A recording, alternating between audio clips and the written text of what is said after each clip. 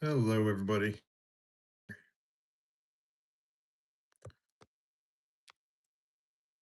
Welcome, everybody. My name is Josh. This is Lions on the Path. So happy to be with you all tonight on Tuesday night. Almost forgot there. I have to think about that hard sometimes.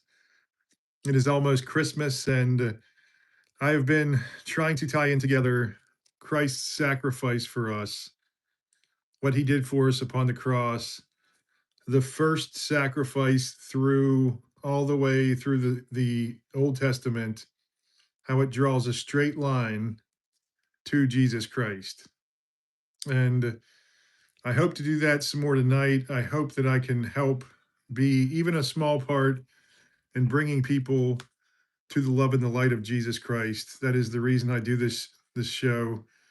And I hope that you all find the peace and the glory and the love in your life because you're going to need it. You're going to need it if you don't already. At some point in your life, you're going to have everything that you love stripped from you. You're going to face an existential crisis. You're going to feel distant from everything that is good. And that is when you turn to Jesus Christ and you truly understand his sacrifice for us. Well, welcome everybody. Little Wheezy's here again. It may be gone, but welcome, Ryan. God bless you, brother. Great to see you. And Christopher, my great brother. I love that buck that you had on there today. That was beautiful, brother. Absolutely beautiful. What is so amazing is obviously there's deer around. There's all kinds of wildlife, but when the Holy Spirit is working within you, and you can feel that the animals aren't scared of you anymore. The animals feel a peace near you. They understand that you have that peace within you. It's really hard to explain because I know some people don't don't grasp the idea, but once you're out there and you begin praying on a regular basis out in the wilderness and you begin seeing how the animals approach you, it's so amazing. God bless you, brother. And there's John Smiley. Welcome, my brother. Fireborn, great to see you.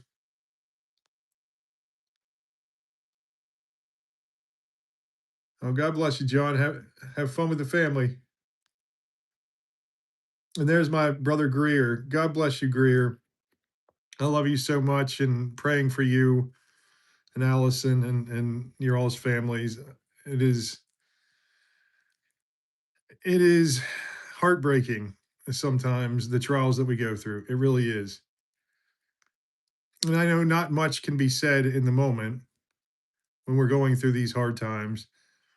Not much can be said that really helps us understand unless we have that foundation. The foundation and faith of Jesus Christ is what saves us.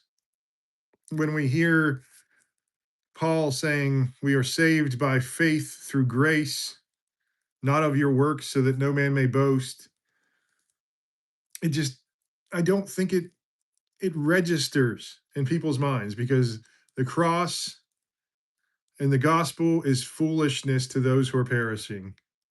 To those who are being saved, it is the power of God. Our lives revealed within the Word of God, our lives revealed within God's beautiful creation, being out in the amazing nature, the artwork that He gives us. There is nothing like it. You can feel Him there with you. And when you feel that hopelessness, when you feel like you can't go on, that is when His love is so important. It takes you from the lowest pits of your own personal hell to the highest peaks of heaven instantly. And I get it that non-believers or even a lot of Christians don't believe this can happen to them. I understand that completely. And I want to promise you, I am nobody special. God saved a wretch like me. God saved so many of the lost sheep. That's who Jesus Christ came for. He didn't come for the royalty, he didn't come for the rich and the famous and the powerful and the beautiful. They can all find salvation through him. Not saying that they won't go through hard times as well, but that those types of things in our lives separate us from him. When we live in agony and suffering, we got to go out and live it up, right? We got to go out and taste all the flavors this world has to offer. But once we do, and once it all begins to taste bitter to us, that is when we come to know Jesus Christ. That is when salvation is revealed to us. So I I'm praying for all of you who are going through such hard times right now and in such different ways. And as blessed as I am to do this live and to know all of you, I also hear about so many atrocities. Like I know a couple homeless brothers and sisters who listen to the channel. We have our beautiful sister Nazia who lives in Pakistan, who they are slaughtered in the streets because of their faith in Christ by the evil religion that is Islam. So many horrible things happening all across the world. And no one is exempt from it, but obviously the lower classes and the poor, the weak, the oppressed, the persecuted, we are more prone to it, which is why Jesus came as a peasant. He came as a suffering servant. God who took on flesh to become the weak one, to step into our suffering, to step into our rebellion and redeem us within it. I've said this a lot. Jesus Christ performs a reverse prison break where he enters into our hell and he smuggles in the love and the light. And it's not done there. He doesn't just free us, he hands us the tools, he hands us the armor of God, the love and the light ourselves to becoming a beacon to others who are lost in the darkness. That is one of the many amazing gifts that he keeps on giving us, a chance to participate in the rescue and redemption of mankind, not just to be rescued and redeemed, to become the Redeemer. Through Christ, we become the Redeemer. And it is amazing how God shares in his creation.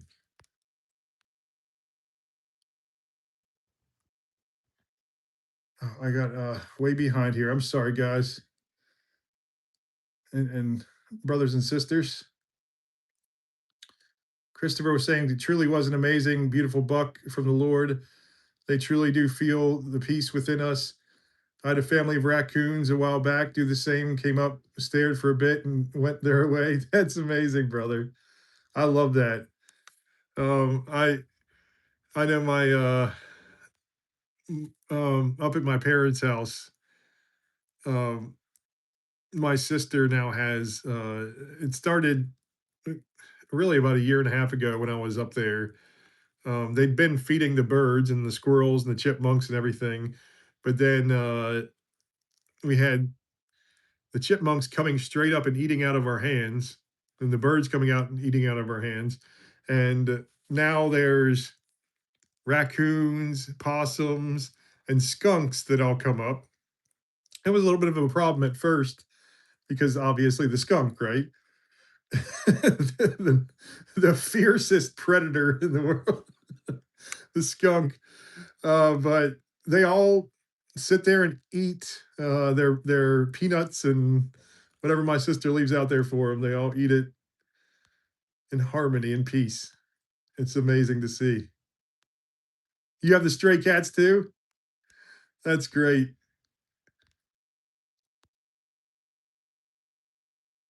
Yes. The cats don't get a lot of times they won't get too close. Um, we had one show up at our doorstep, but we have a ton of them out behind the house. And yeah, it's look, they are part of this fallen world as well. And you guys know I've been talking about the first sacrifice within the Bible.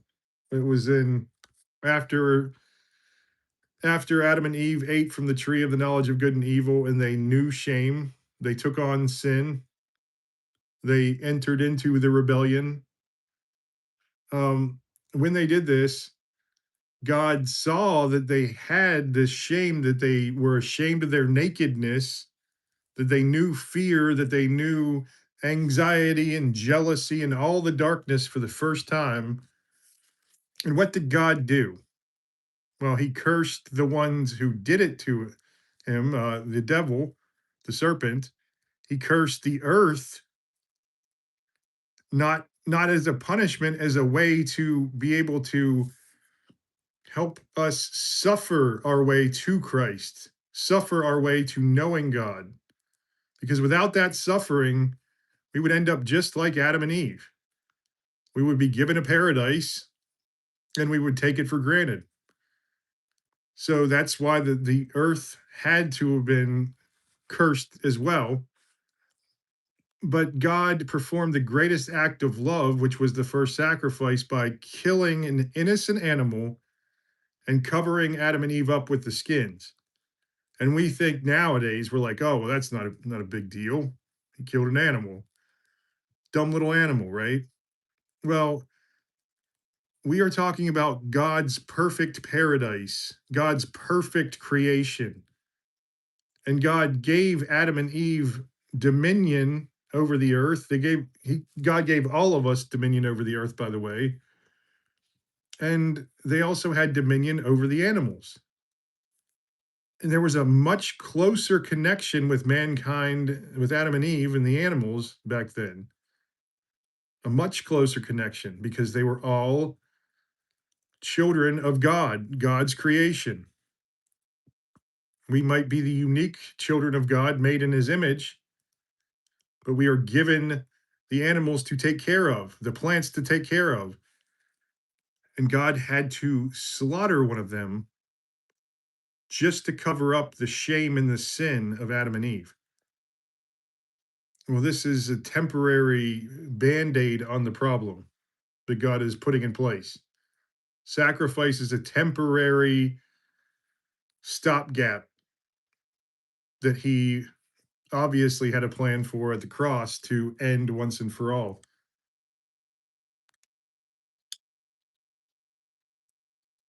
Uh, Hello, Snowy Man. Meaning refracts through the curvature of attention, not the substance of events. What appears as purpose is merely continuity misremembering itself forward. Thank you, Snowy Man. That was deep thoughts.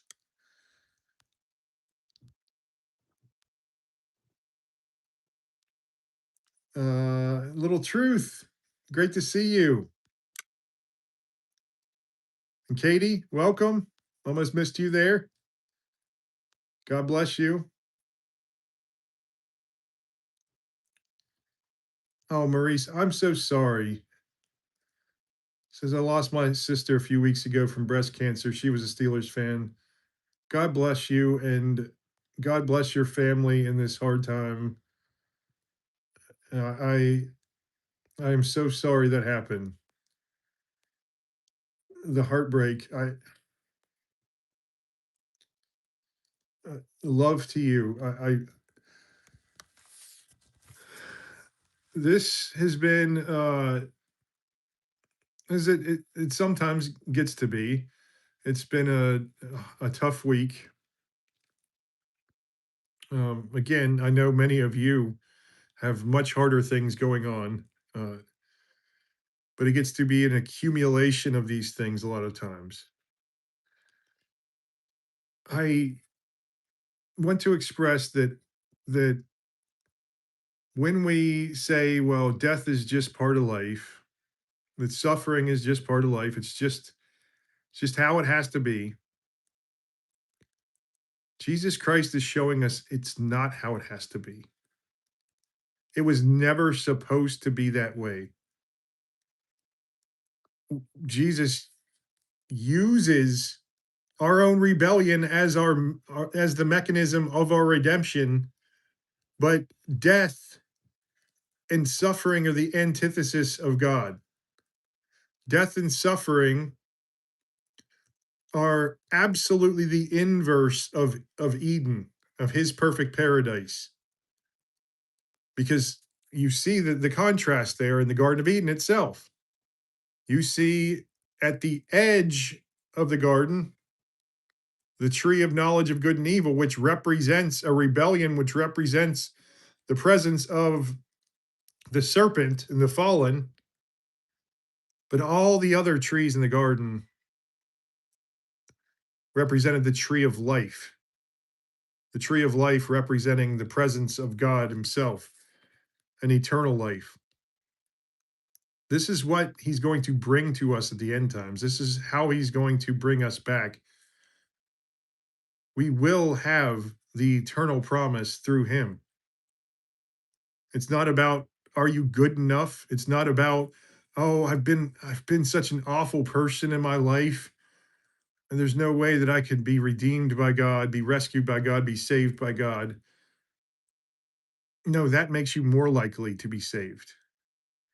Understanding your brokenness, understanding your sinfulness, it is the people who say, I'm a good person. What are you talking about? How dare you say that I need saved? How dare you say I'm a slave to my sins? How dare you say any of this? Those are the people who are far from understanding who Jesus Christ is. The ones who have been beaten down by life, you are absolutely where you need to be.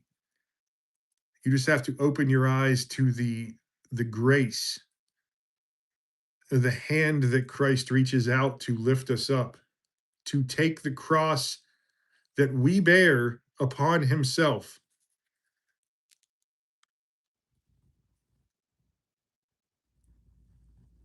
Hello, Brendan. Jesus is Lord. Amen. Ryan says, doctor visit yesterday. Doc said everything is looking good. That is great. Absolutely great, brother.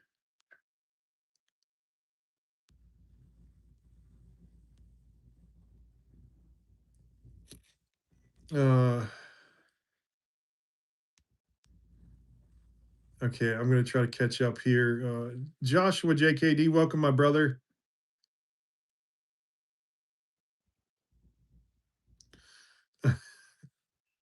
So Joshua says, I would almost rather fight better than getting sprayed by a skunk right now. Yeah, fight a bear. Yeah, I know it.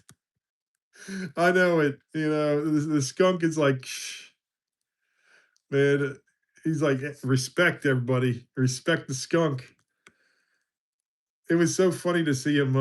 Because my sister would take videos and send them to me when the raccoon and the possum was a later arrival, but the raccoons, they got so fat, like they were like just like a year old because it was a mother and her two sons.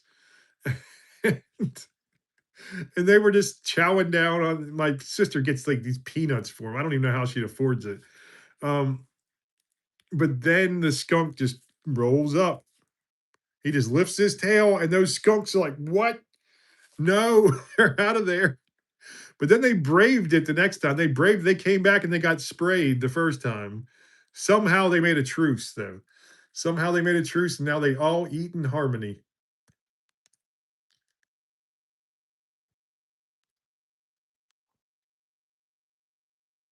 Oh, you got sprayed. You did get sprayed, Joshua. Oh man.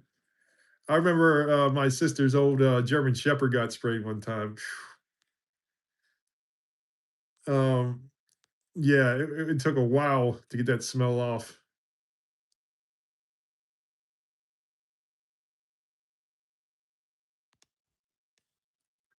Oh, you had a bear charge you, Christopher. Wow, in Pigeon Forge, Tennessee. He was just trying to show you. He's like, hey, this is my food. This is my territory. I've only encountered bear in the wild twice, besides just driving by them on the Skyline Drive in Virginia. But one time I was just out doing my walk. One time since I've been saved, since I've seen a bear, I was out taking my walk, and I thought it was a big black dog running. And I was like, "Oh man, that dog's on the loose. I wonder whose dog." And I looked, I was like, "Oh no, that's not a black dog. That's a bear." And he was just booking it. Thankfully, he looked over at me and he wasn't stopping. So those things can move. I don't think if anybody understands how fast a bear is because they look like me. Like you think they just be slow.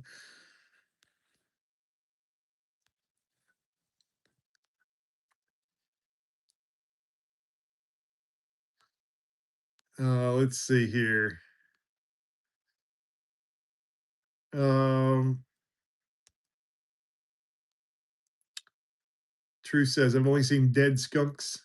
Dead skunk in the middle of the road, stinking to high heaven. My dad used to sing that song all the time.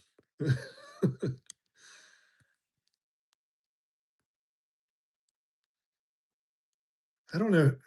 Does anybody know who sings that song? I don't even know who it was. And probably nobody knows what I'm talking about. And then there was Frank Zappa's "Never Eat the Yellow Snow." He would sing that all the time too. Excuse me, everybody. I'm still stuffed up here.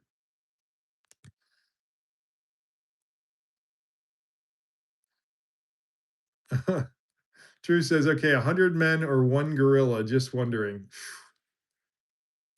I mean, what you got to fight them?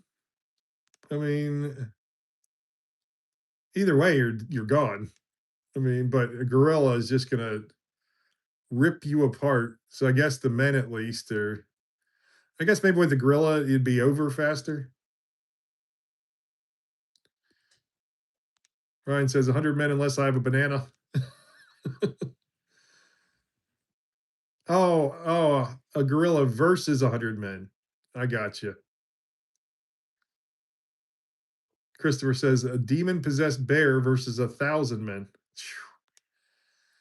I don't know. He's gonna go ripping through them. That's a tough one. Okay. Uh,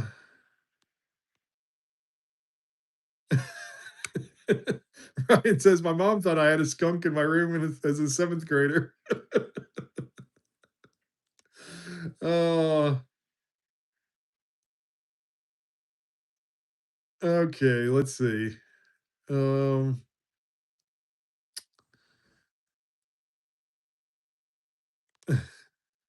Joshua JKD says, Ryan, my mom thought I had a skunk in the house last time she came over. My parents already knew about the skunks hiding in the rooms. So, uh, hello, Ken. Welcome, my brother. We're having the deep conversations tonight.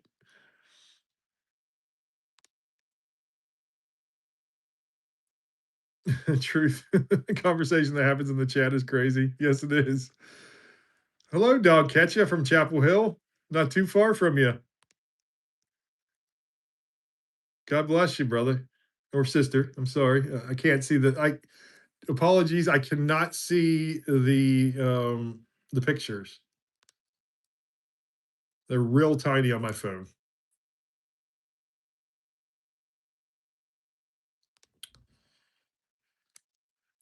Let's see.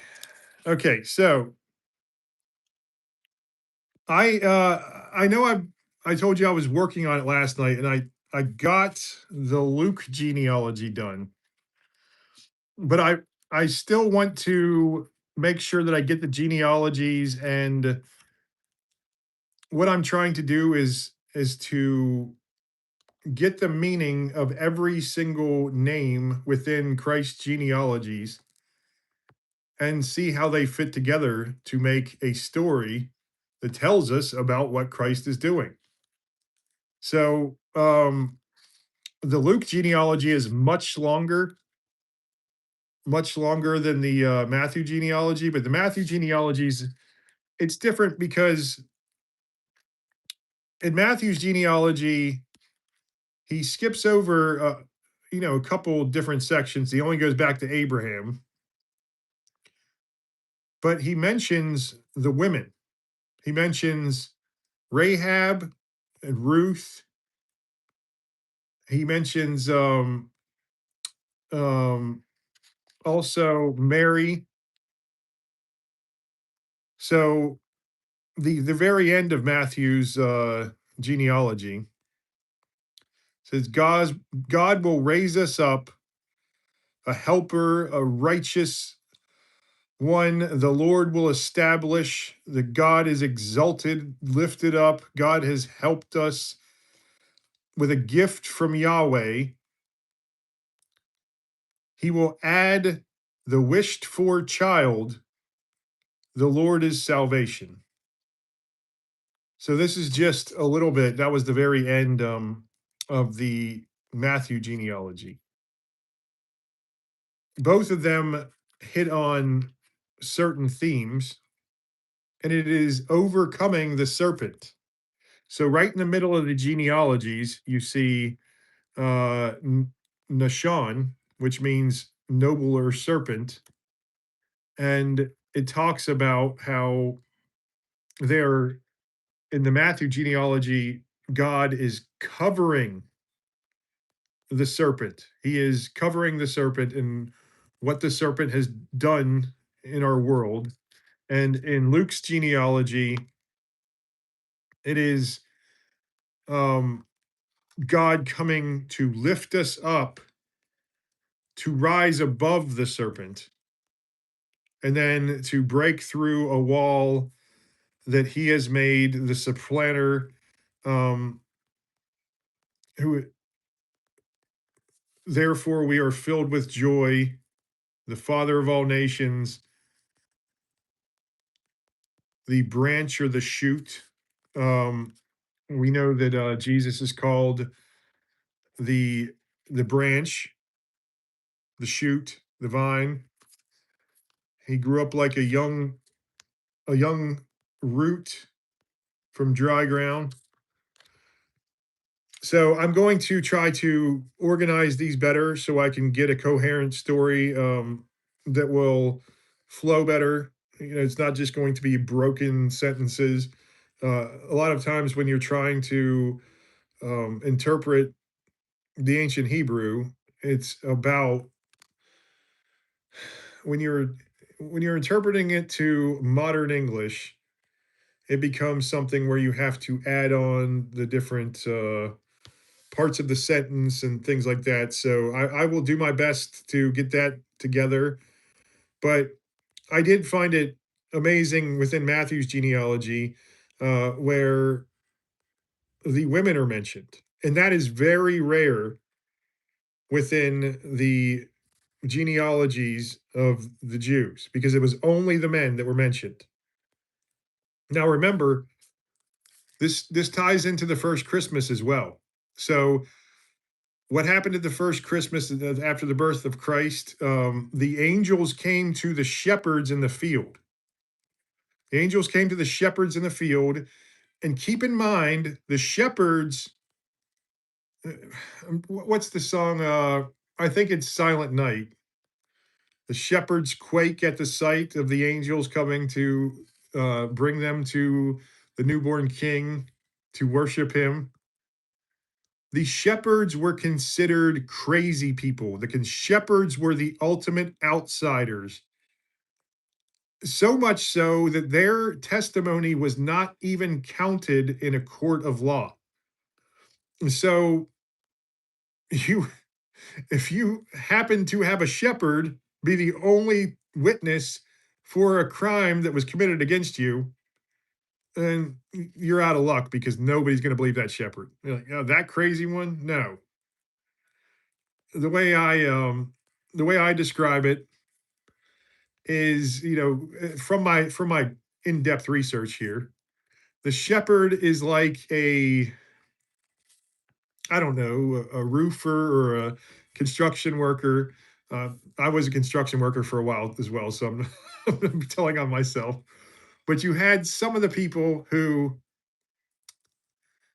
well, here's it. I worked at a lumber yard one time, and you had people there who you would see them on Friday, and the boss would give them their paycheck, and you knew that that person would disappear for 3 days until Monday morning when they would just basically come crawling back in.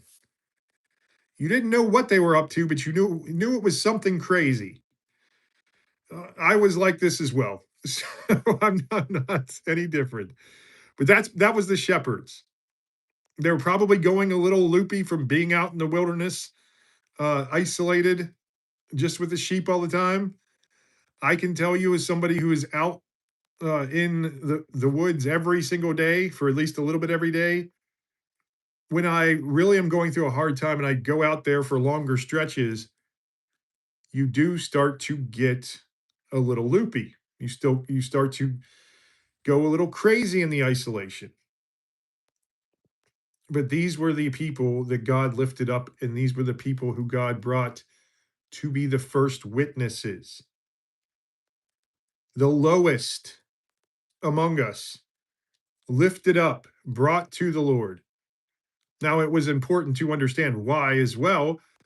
They were not only the lowest, they were not only not taken seriously, the outsiders, but their jobs were very important because they were raising the sacrifices. They were raising the unblemished lambs that were to be the sacrifices, especially for times of Passover.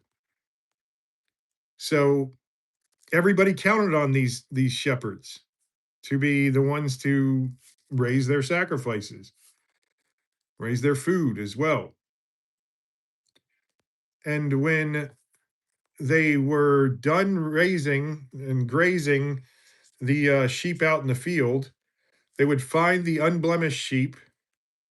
You always had to have an unblemished sheep to be the sacrifice, and they would take them to the mangers.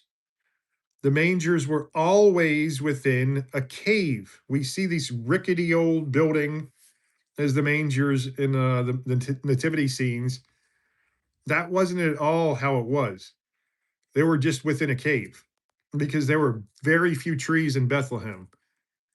So Christ would have come into the world in the flesh both times within a cave. And both times, the first witnesses, obviously, there was Mary and Joseph there. There were outsiders as well, but in a different way. But the first witnesses of God entering into the world, either at his birth or at his resurrection, were outsiders who could not even testify in a court of law. It was the shepherds and it was the women, both just outcasts of society. But in Bethlehem, he was born within the manger among all of the other unblemished lambs. Those unblemished lambs who were waiting to be sacrificed to God. And what was the sacrifice they were waiting to be slaughtered for? It was the same one Jesus was waiting to be slaughtered for 33 years later after he was born. It was the Passover. So I told you about the first ever sacrifice in the Bible where Adam and Eve ate from the tree of the knowledge of good and evil. They knew sin, they knew rebellion, they knew shame and fear and jealousy and anger and all of that. And God, still in an act of love, he slaughters an innocent animal to cover them up with the animal's skins. An intimate way to cover their sins and to show his love for them. Saying, I love all of my creation, but I love you the most. And this is what I will do. I will make you this promise, because the first messianic prophecy was in Genesis 3 in the garden, where he told the serpent, I will put enmity between you and the woman, talking about Eve and her offspring, between your offspring and her offspring. He will crush your head, you will bruise his heel. Jesus Christ, what he did upon the cross, crushed the serpent's head. And they just so happened, they put a nail right through his ankle into his heel. Jesus Christ was the Lamb of God that came to take away the sin of the entire world. As I said, he was the God who took on flesh to become the weak one, to become the broken, to become the one who entered into our rebellion to redeem us. And as I was originally saying in Matthew's genealogy, who are the women mentioned? Tamara with Judah's, who laid with Judah, who deceived Judah by posing as a prostitute to get pregnant by her. I'm not going to go into the whole story. But Rahab, an actual prostitute as well, who helped the Israelites escape from Jericho and helped the Israelites defeat Jericho in battle, defeat the Canaanites in battle.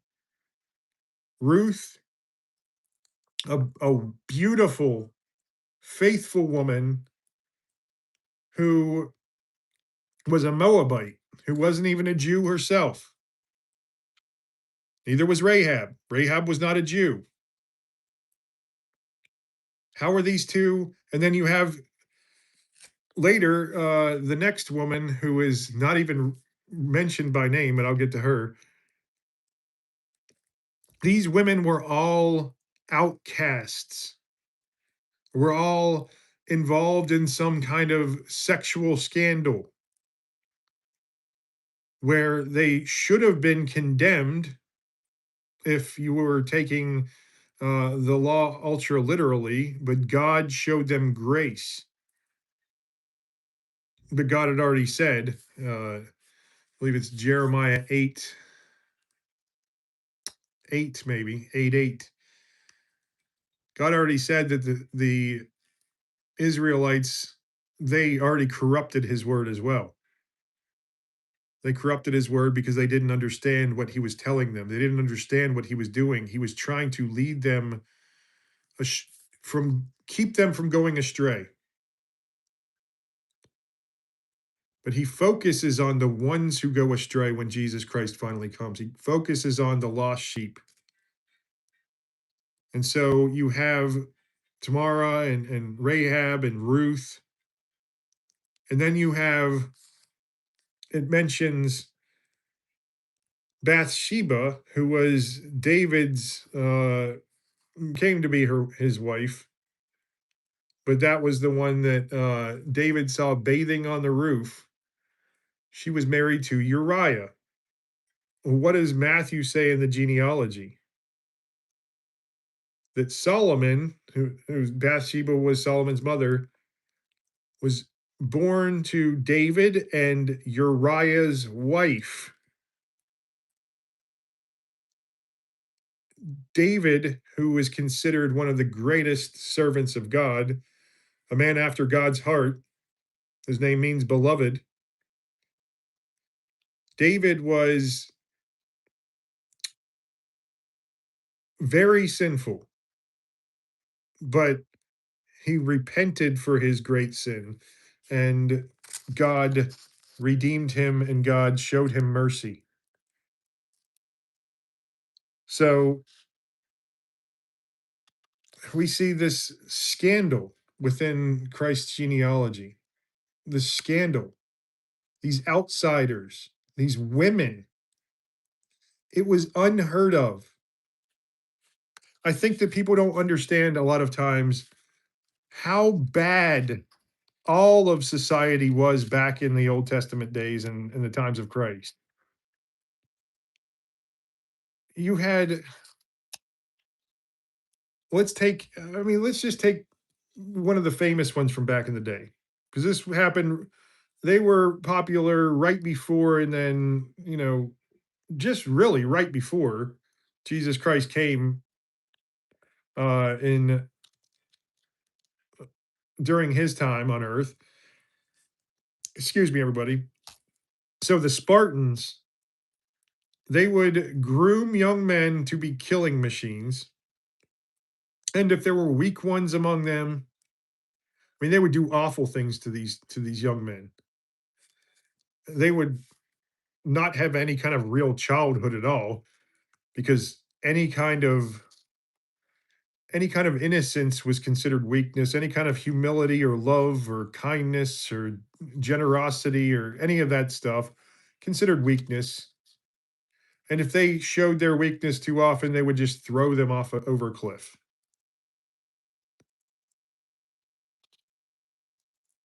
Christ showed that it is better to be the one to suffer than be the one that inflicts the suffering. Christ shows that it is better to be the beaten slave than to be the abuser slave master. Christ showed it is better to be the oppressed than the oppressors. These concepts were always foolish, and they remain foolish to many still today. Of course, we would rather be doling out the cruelty rather than receiving it, right? It's an eat or be eaten world, after all. But knowing Christ is to know a love that runs so deeply that it rewires the fiber of our very being, how our brains work. Our flesh is corrupted, our flesh is weak. As, as Jesus said in the Garden of Gethsemane, when he caught John, James, and Peter falling asleep just the night he was taken to be arrested, he said, "The spirit is willing, but the flesh is weak." But Christ makes us strong. It's a process. It's not going to be perfect, but he rescues and redeems us. We see that our Lord and Savior loved us so much that he came to this world as a peasant, lived a life of service and gratitude, and died a horrific slave's death upon the cross to pay the penalty for us who don't deserve his grace, don't deserve his mercy. What do we do with this act of mercy? How do we respond to the greatest act of love ever committed, to the sin of a world who rejected him, to cover the sin of all of us? How do we respond? It's up to you. For me, when I recognized my brokenness, recognized my weakness, and then I recognized Jesus Christ, the only innocent one, that he loved me so much that he died for me, I I gave my life to him. And again, that's never going to be anything near perfect. But talking about these sacrifices, Jesus being raised as the Passover sacrifice, these lambs being raised as the Passover sacrifice. What was the Passover? It was when God was showing his judgment on the Egyptians, when the Egyptians had enslaved the Israelites. He had brought uh, he had brought 10 plagues upon the house of Egypt, upon their gods. It was a direct assault against the gods of Egypt, taking down the pantheon of gods. I've talked about this quite a bit, but each one, each of the plagues. The first was uh, the blood into water, and that was taking down Hapi, the goddess, the god of the Nile. The second one was the frogs everywhere. That was targeted Heket, the frog-headed goddess. And the first two plagues and the first sign, the Egyptians were able to replicate them. Their magicians, their high priests, were able to replicate them by summoning the power of their gods. So, what did God do then? He was still targeting the Egyptian pantheon of gods, but then he brought the fleas and the lice and the gnats and all of the vermin in order to make sure that the high priest could no longer summon their gods because they had to be ritually cleansed. But the Israelites had to be ritually cleansed as well. They were ritually cleansed in the blood of the Lamb. Remember, it was one day every single year, and only one day, only about a couple hours out of the day, when only the high priest was able to enter into the Holy of Holies, which was like the center of the temple, which is where the Ark of the Covenant was, and that's where the presence of God was. So for weeks beforehand, the high priest would have to cleanse in the blood of the Lamb, and they would cleanse all of their instruments and everything with the blood of the Lamb. And then they would have to tie a rope around their ankle, and they would go into the Holy of Holies, enter into the Holy of Holies in the presence of God. If there was any sins that they had not repented for and had not cleansed in that process of the blood of the Lamb, then they would instantly die. And that's why the rope around their ankle, so the people could drag them out, because they couldn't go in there because they would die as well. Jesus Christ came to change all of this. Jesus Christ came to make sure that we could all be in the presence of God. There was, right in the where the Holy of Holies was, where the presence of God was, there was a thick veil. And this veil was about as big as a hand, probably not as big as my hand, but it was thick. You couldn't rip it if you tried. And you had to go through two rooms to get into the Holy of Holies, and then through the veil. When Jesus Christ died upon the cross and the earth began to quake, the sky went black, hell began to celebrate. They thought they had won. It was God ripping that veil. It was God turning away from Jesus Christ for the first time, turning away from his only begotten Son, separating himself for the sins that we committed, separating himself, and he turned towards us. The veil has been ripped, the wall has been shattered, and we are now able to be within the presence of God. He gives us a process to know God intimately, to be with God in a personal, private way, to where we no longer are under the laws, the archaic laws that were given to Moses, the Levitical laws. We are now under a law that is a relationship. We are in a union with our God. And that's the connection. That's just one of the many gifts that Christ gives us. Okay, guys, I know I'm way behind. There's Carl. Welcome, brother. God bless you. And Benny, welcome from Kazakhstan. Uh, Great to see you. Uh, not a soy boy. If God created us, then who created God? No one. Um, God is timeless, spaceless, and immaterial. You cannot have anything that is contingent, and our entire universe is contingent without having a necessary being. You cannot have a mind without a necessary being because it is contingent upon something. So all time and space and matter is contingent. And that's how we we can know with the best evidence points to that there is a being outside of time and space. So you look at the mountain of evidence for God, and then you look at the different religions and what they say about God. And you look at what Jesus Christ did and how reliable the gospels are. Again, I understand people don't think they're reliable, some people. That's up to you.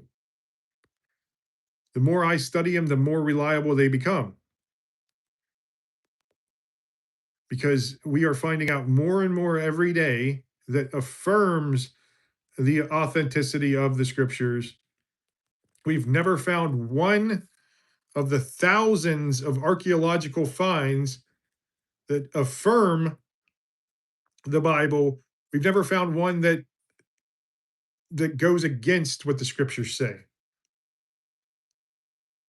You would think, oh, this is just some made up conspiracy or whatever. I always like to, when unbelievers say, oh, well, it's just made up, it's just made up for whatever reason it may be. Again, if you're going to make something up, why would you make something up that lifts up the lowest among us? Why wouldn't you have something it's like, oh, the royalty, they're the real gods. Have us bowing down to worship them. No, the context, the message of the scriptures is just one of the many evidences of its authenticity.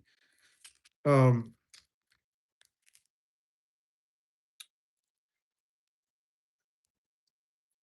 uh, Joshua, have you ever thought about asking an unbeliever what they believe? Joshua, I talk to uh, you all tell me what you believe all the time, but I have watched thousands of hours of debates between unbelievers. And so Joshua, you tell me why, since you don't believe that the scriptures are reliable, what were they written for? What was the reason they were written? How did they do it? How do they have thousands of years apart, tying in perfectly? What did they do? There's Sophia. Welcome, my beautiful sister in Christ, and Emily, my other beautiful sister in Christ.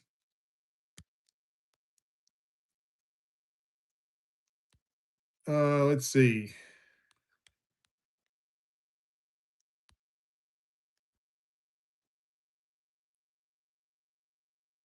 Fireborn. I think I said hello, but if I didn't, welcome. You made me do it. Are the words of an abuser? That's true. What? Who are we talking to here? Hello, Broken Veil. It says somewhere about your words will help hot coals in your head.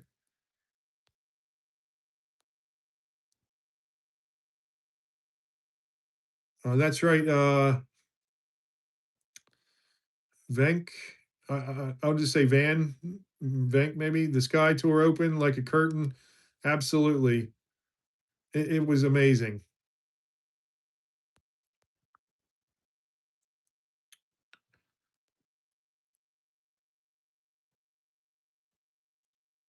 Uh,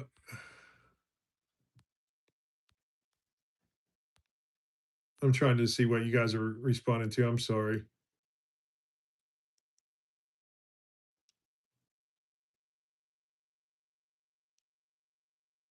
Uh, Yadid, welcome, my brother. He said, people only hear condemnation in the faith when they're.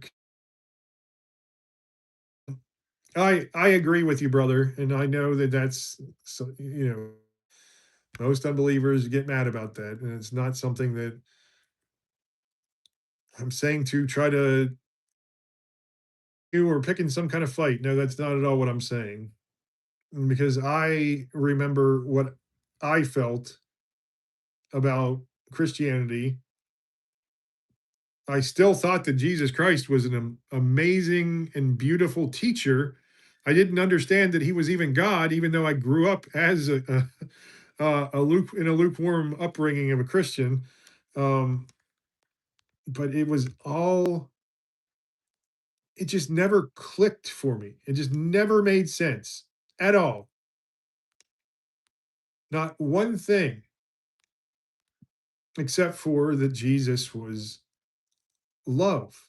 He had a radical love, and that was beautiful. And I thought, oh well, I'll just do things like follow the golden rule, like treat others how you would like to be treated, and then I'll be a good person. And I thought I was a good person. I literally thought I was a good person up until maybe about a good 6 or 7 years before I was saved. Until I started to hate myself, until I started to loathe my life, and then I realized, wow, I wasn't a good person at all. The things I was doing to be kind to others, it was always a selfish motivation behind them. There was always just thinking about me, me, me. It was always me. And I'm not saying anybody else is like this. I'm just going by my own experience. I really did think I was so kind and so loving.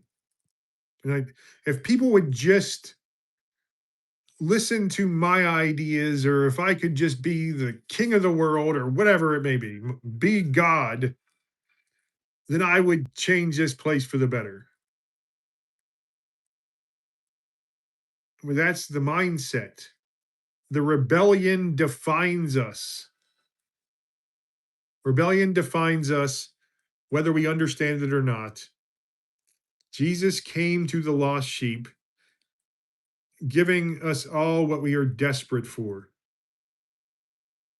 a guidance, a hope, a peace beyond all understanding, a meaning and a purpose, and the love that transforms us.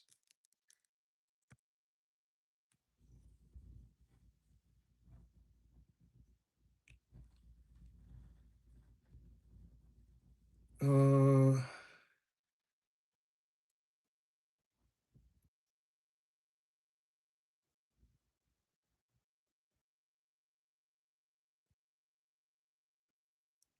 oh, Joshua says, I've been an unbeliever for a long time, and I've never met anybody that says the things you say.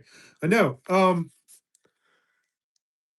I meet unbelievers. I talk to unbelievers all the time, and I hear unbelievers all the time, and they never usually give, because a lot of times atheists, when they're debating, they will set it up. The whole definition of atheism anymore, it's lack belief in God, which is an incoherent definition. They set it up to where they don't have to debate anything. It's just all attack. They set up an offensive front, not anything that they have to defend. They're like, I'm not making any claim. I'm not the one making claims. Well, you absolutely are if you're an atheist. There are three worldviews. You either believe in something, you don't believe, or you say, I don't know. The only one that does not require justification for your worldview is, I don't know. I don't know. But when you are saying, as most atheists I meet do, obviously, that Christianity is false, that the scriptures are a work of fiction, then I'd like to hear what was the reason for this work of fiction? What was the reason for it? You go and look at every other religion, and there is nothing like it. It informs our very culture, our morality. I know people don't believe that, but again, it's the truth. You have human rights, you have uh, equality, you have public hospitals, public education, you have all these things because of Christianity. And yeah, so only Christians can pretend to know. We, we listen to the scriptures. We listen to what God is telling us, Joshua. We don't. We pretend. We pretend. No, we listen to what it's saying. You guys attack it and say not true. Nuh-uh, not this. But again, what's the justification? What was the reason that they wrote the scriptures? How did they? Because it had to have been some brilliant conspiracy that lasted for not a couple years, not tens of years, not hundreds of years, but thousands of years, and remains to this day. Because if you're going to say, "Oh, it was all a hoax, it was all a conspiracy, it was all whatever it may be," then you had to go back and change all of the original documents that they keep finding.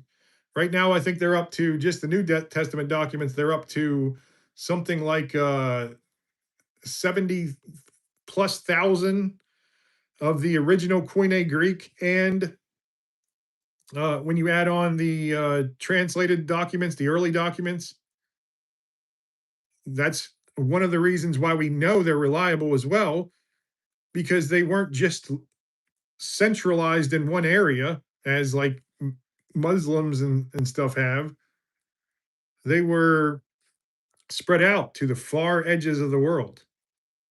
The Gospels were brought to India and Asia, and they were brought to Europe. They were brought to Africa and all over the Near East.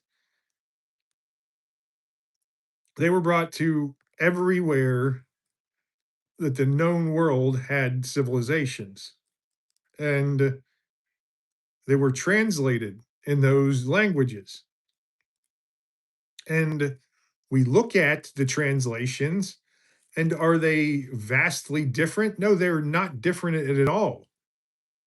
You would expect to see that if it was, oh, well, they just made this up. Like one of the theories I've heard was that, yeah, Jesus was real. Jesus was a historical person, because very few can deny that and actually be taken seriously. But what happened was, over time, the legend happened where he became God. Alex O'Connor's even talked about this. Eventually, he became God. He wasn't originally God, but that was also false, because the earliest writings. In fact, I'll go to it. The earliest part of the scriptures, or of the New Testament we have, is First Corinthians, I believe, First Corinthians 15:3, maybe, or is it?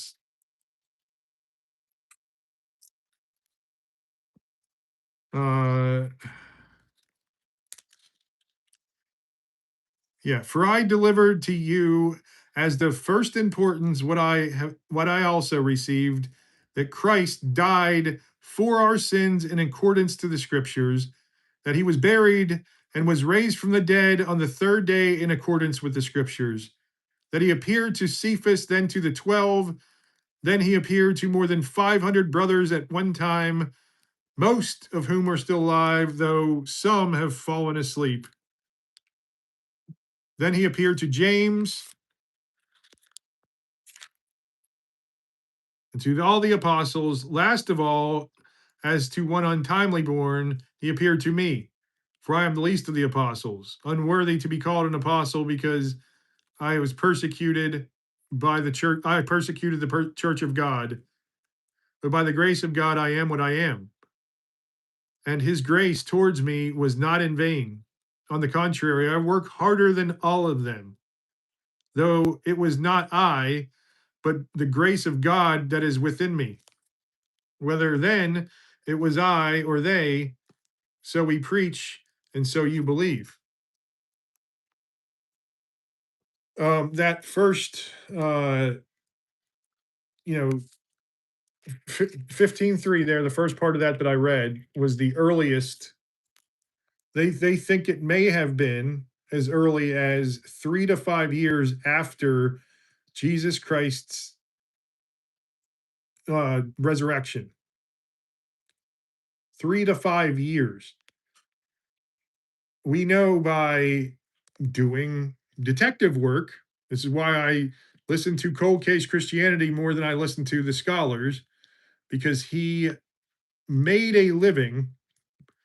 His job, and he was the best there was at what he did, was to solve cold case crimes, oftentimes homicides, and people would hire him all over the world because they would hire him for cases where there were no living witnesses, no chain of evidence to go on, and he would come in and solve them almost every time.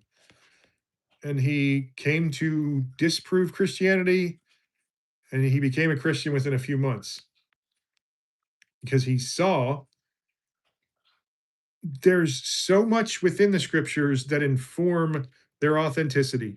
There's so much within the scriptures that show, hey, these people walked alongside of Jesus in the same time Jesus lived. And if you have this legend where Jesus became God, as you see within the conspiracy theories, saying, well, he was just a man, he was just a rabbi, and he claimed to be the Messiah, maybe, but then legend grew after he died and then he became God. No, there were plenty in that early time who would have squashed that. Paul, one of them, the Romans, the Jews, you name it. You're not having a bunch of people die for a lie that they knew was false, and then it goes completely against their religion. You had a fulfillment of their religion, and they witnessed it, and they were willing to die for it. Um,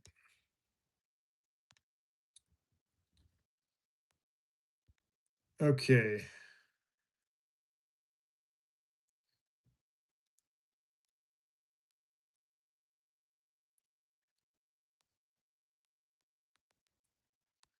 Uh,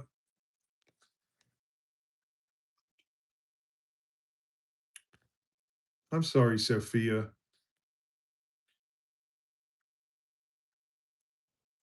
That's right. Be wise as serpents and innocent as doves. I haven't been wise at all lately. Sophia, I can tell you that when we get walked all over, when we get, beaten down, when we get used, when we get cheated, somebody stabs us in the back, abiding in Christ, we what I've come to learn in my life, and this is, again, you can take this as you will. I no longer expect anything from people. I I just try to be a beacon of love and light. I give everything I can to help people. Um, don't have a lot of money, but I give whatever I can. Don't have much, but everything that I have, I give to help people whenever I can. And when people abuse that, when people I recognize are using me, sometimes I just keep on giving. I know that sounds ridiculous to some. I get it. I'm not I try to make sure I'm watching to make sure I'm not enabling something, which you never know for sure. But look, people are going to take you for granted, people are going to use you, people are going to be like this because this is human nature. Just keep on responding in love. When we turn when we return evil for evil or reviling for reviling, when we return the darkness in kind, because that's what we desire to do, how dare you screw me over? I'm going to get my revenge. I'm going to get you back. I'm going to show you how much you hurt me, whatever it may be. And I'm not saying that you're doing this, Sophia. I'm just saying that this is just our nature. That, believe me, I know we want to do this, right? I'm watching. I think I told you guys last night. I'm watching. I think it's called Paul the Apostle of Christ. It's got Jim Caviezel, who played Jesus in um, the Passion of the Christ, and it's about Paul. But Jim Caviezel plays Luke, who wrote the Gospel of Luke. And man, it is dark.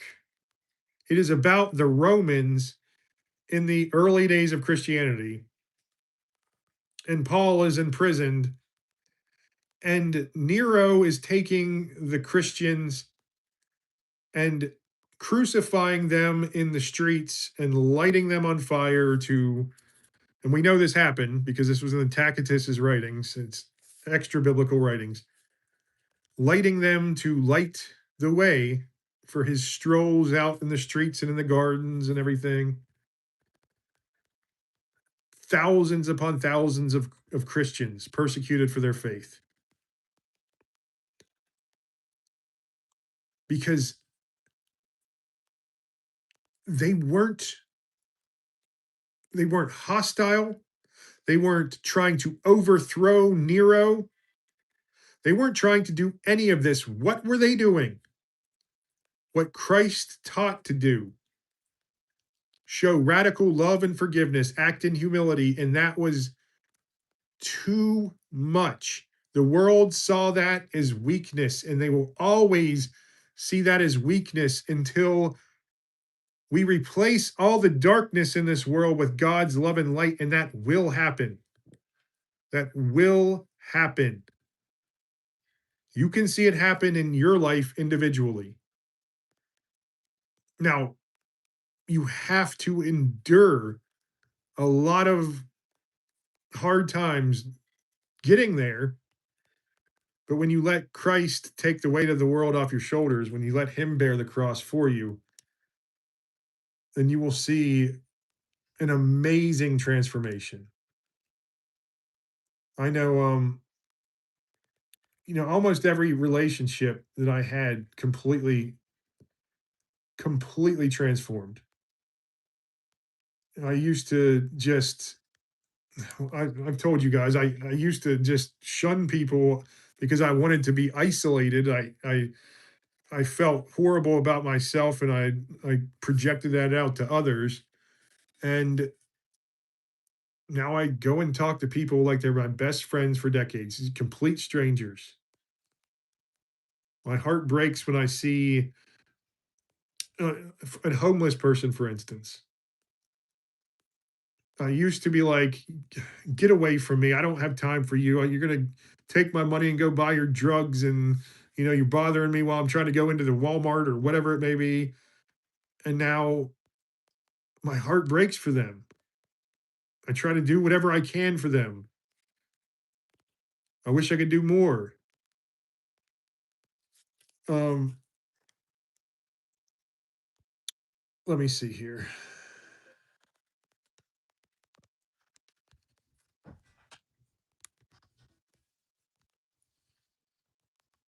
We love you, Sophia. God bless you. Christopher was saying, you're very welcome, Sophia, and I know that feeling all too well.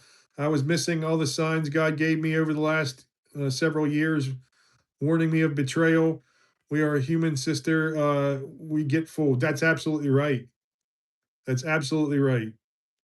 But remember, he wants us to go and to forgive the debts that we have against others. Remember the parable of the debtor, I think.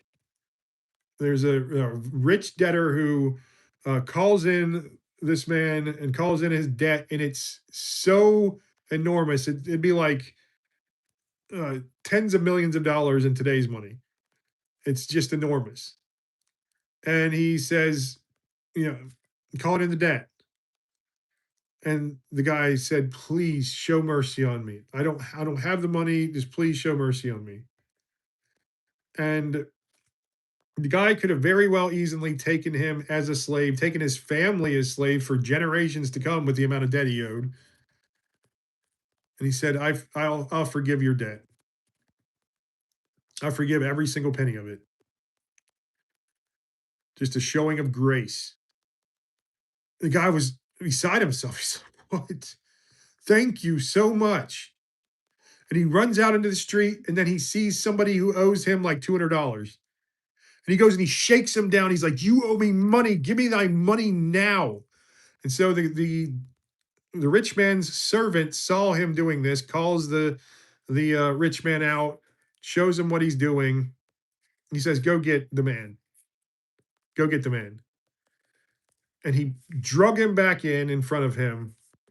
And he said, I showed you a grace and a mercy. I showed you this compassion, forgiving a debt that you could never repay. Never. No matter how hard you tried, you could never repay it. And you're there shaking somebody down for $200? Are you kidding me? He says, I'm recalling your debt and I'm sending you to the outer darkness where there's weeping and gnashing of teeth. And of course, we know now that that means hell. That means a separation from God. That is Hades. Christ shows us the mercy and the compassion. And if we don't show it to others, when they don't deserve it, we didn't deserve it from him. We owe a debt that's insurmountable. And the people who backstab us, the people who are cruel to us, the people who bully us, or whatever it may be, because believe me, there's a lot of that going on in our screwed up, fallen, broken world. If we don't show the same grace and kindness, repaying evil with love, darkness with light, then we are just adding on. We keep adding on to the darkness. We keep adding on to the evil. It's going to be an endless process. It's like the old Levitical laws. An eye for an eye, a tooth for a tooth. One eye for an eye makes the whole world blind. It really does. That's one of the things that Christ was showing, how we never understood the laws that were given. We never understood the commandments that were given.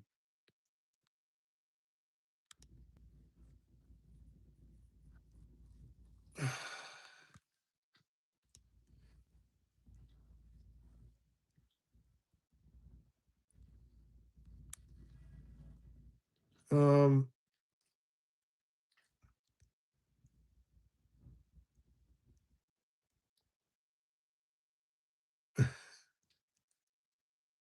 Mike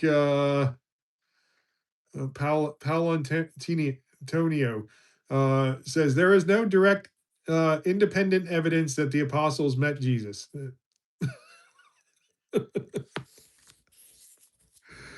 Okay. There are no zero scholars, and I'm talking about also secular scholars like Bart Ehrman, who is far from being a Christian. He does not believe in anything supernatural. Nobody, in fact, Bart Ehrman himself said, if someone says that Jesus Christ was not a true figure in history, then they should be dismissed outright. And you're like, well, there's no direct evidence between them and the apostles. Who do you think wrote the testimonies of Jesus Christ? Um, again, we can trace back using textual criticism, you can using archaeological evidence, using the names. The one of the most powerful thing that people overlook. Wes Huff has talked about this. The scholar Wes Huff. The names that were used within the Gospels. This is how we date almost all historic documents that we don't have dates for. So we go and we look, like let's say the Gnostic Gospels. We'll look at the Gnostic Gospels and we know they're wrong because they will say names like Judas and Jesus and Peter, and then they'll have like Osiris and all these other names that may be Egyptian names from like 800 AD. They're like, we know when this was written. It was written in 800 AD in Egypt. This is not legitimate. Should not be taken seriously. Well, 40 years after Jesus Christ's life in 70 AD, we had an author, a historian, who was the Jewish historian Josephus, writing about the time of Jesus Christ all the way to the present time, because that was the year that 70 AD was when the temple got destroyed by the Romans.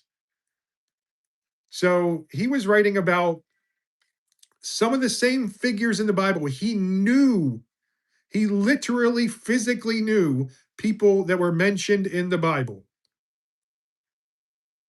And he was writing the account of all this time. He got a 6% match on the names. So a 6% match of the most popular names for the time in Israel. Remember, he still knew people that lived during that time. And 6% was considered very reliable. Very reliable. Like they probably knew pretty much what was going on. They got the gist of it, right? And that was all we can ask for ancient times. Matthew, Mark, Luke, and John, they got 86% name match. And you're like, I don't care, because you don't care about anything. Like unbelievers, they, no matter what I hear them say, do not care about the evidence. There is no amount of evidence that will ever have you believing. It is all a heart issue, not a logic issue, not an evidence issue. 86% is unheard of. There is no document in ancient history that even comes close to an 86% match of the names, proving that Matthew, Mark, Luke, and John, especially, were there walking alongside of Jesus. Obviously, Luke was interviewing people. He was more of a historian. He was interviewing people who were alive during that time with Paul.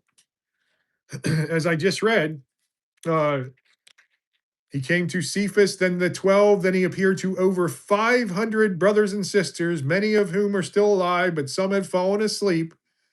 That's the people Luke was interviewing and Paul was interviewing to learn about the risen Christ, to learn about the life of Christ. And Mark, who obviously wasn't one of the apostles, that is widely considered, because we can see the evidence for it there, widely considered to be the testimony of Peter. Peter probably didn't even know how to read and write at the time. Let's see here. Where am I? Yeah, I know Joshua. I believe Jesus is a historical person. It's the dying and coming back to life that I have a problem with. Right. And the same testimony that you have, and that's more reliable than anything in ancient history by far.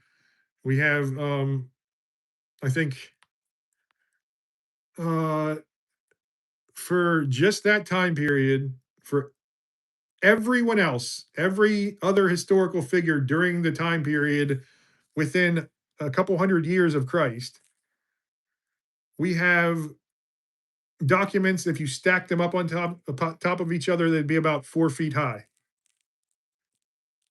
Um, come about to your chest. Well, Joshua, with you, I know you're really tall, so maybe your belly button. Um, with the documents related to Jesus Christ, we have, if you stack them up on top of each other, enough to cover 4.5 Empire State Buildings. They'd be taller than 4.5 Empire State Buildings if you stack them on top of each other. It's unheard of. Again, going back to Bart Ehrman, who is not a Christian, he does not like Christianity. He's always antithetical to Christianity. He admits there is more of a wealth of evidence for Jesus Christ than anyone else, which is why he said that anyone else who says he was not a historic figure should be dismissed outright. And if you, as going back to cold case Christianity, it's the same problem he had. I believe Jesus was reliable, and now I know it because he proved it in his investigation. He proved it to himself. Again, I don't think there's anything that's going to uh, make an unbeliever believe except for a personal experience with Christ. But he proved it to himself beyond a shadow of a doubt. This was the most reliable case that he's ever been a part of. And he said the only problem he has was, I don't believe in the supernatural. I don't believe in any of that stuff. But then you start looking at the prophecies fulfilled. Then you start looking at the way that Christianity shaped the entire world, even the non Christian areas, but especially the West, how it shaped not just the human rights and education and how we have public hospitals and things like that. It shaped science and math and artwork and things like this. And yes, you had studious people. You had a select few in the Greek society who were able to become those elites. They were the well educated. They were propped up and set apart, which is why Paul went and debated them. Paul went and debated a group of the greatest debaters of his age. But the problem was the Greeks, the Romans, all of them were vile, evil people. We prop them up like, oh, Plato and Socrates and Aristotle, and they're so great. And they, listen, it was Christians who preserved these people's writings and stuff. It's Christians who venerated these people, saying, yes, we need to preserve this stuff. It is all ours. All of this is ours, a gift from God. We know they didn't believe in our God, but it is a gift from our God, all of it. There are no other societies that would do this. There are no other worldviews that, at the time, especially, that would do this. What you see is something like modern day Islam. They're like, if it doesn't conform to our worldview, we're going to destroy it. This is why they try to destroy all the biblical archaeological sites and things like that, historical sites. But the Greeks and the Romans, they treated children and women in such a vile way. And I'm not going to get into it in too much detail, but you need to listen. If you, I know it's not an easy read because it's over 1,000 pages long, but the book Dominion by Tom Holland, also not a Christian, although I think he may be by now. He was very atheist when he began to write Dominion. thinking it was going to be a very different book, thinking it was going to be a book about how Christianity, yeah, had this effect on the world, but it was a lot of bad things. He said, yeah, there were some bad things from Christians, but they weren't following Jesus Christ. They may have called themselves Christians. It's kind of like the Germans in 1930s and 40s. They they didn't call themselves Christians. Adolf hated religion, but they did have some Catholics who went along with them. And people were like, "Oh, see, the Catholics were there, so it was definitely, um, you know, they were. It was a Christian thing, so we can blame Christians for that." Well, no, the Schnazis. I don't know if I can even say that word on YouTube. I don't know. They took on a worldview of the ancient world. They took on the same view that the Greeks and the Romans and all of them had. That was just mainstay back then. Look at how bad we consider to be Schnazi Germany. Look at how awful, and they were awful, but we consider them to be vile, the vilest. When we say, oh, would you go back in time and kill Adolf, right? Because he was a baby, so none of this would happen. That was every society, everyone before Christ came. His sacrifice on the cross changed all of that. And it began to change things instantly. They viewed humility as weakness to be snuffed out. They repudiate the Schnazis, they repudiated everything that Christ stood for. And you see this echoed in the nature of man. So it's you I understand again. I understand and I get that the unbelievers, uh, Joshua and Ken and especially Patrick and even David Furry. I love you, brothers, and I'm not talking about you in specifically. Although you say the same exact things, you say the same exact things. So again, what's the justification for your worldview? What's the justification for what you think? You can say the Bible's false, right? What were they doing then? You have to give evidence of why the Bible is false because even like I said, even the secular scholars, they're like, yeah, it's the most reliable document in ancient history by far, the most attested figure, Jesus Christ, by far, the most studied figure in human history, by far, Jesus Christ, the one who changed the world more than you take the next 200 influential people combined, and he changed the world more than all of them. Yes, we don't pretend to know things we don't know. And that's what you say. But you are making a truth claim, Joshua. If you call yourself an atheist, call yourself an agnostic, it's fine. You call yourself an atheist, you're making a truth claim. You are saying, I know, I have seen the evidence and there is no God. I've seen the evidence and Christianity is false.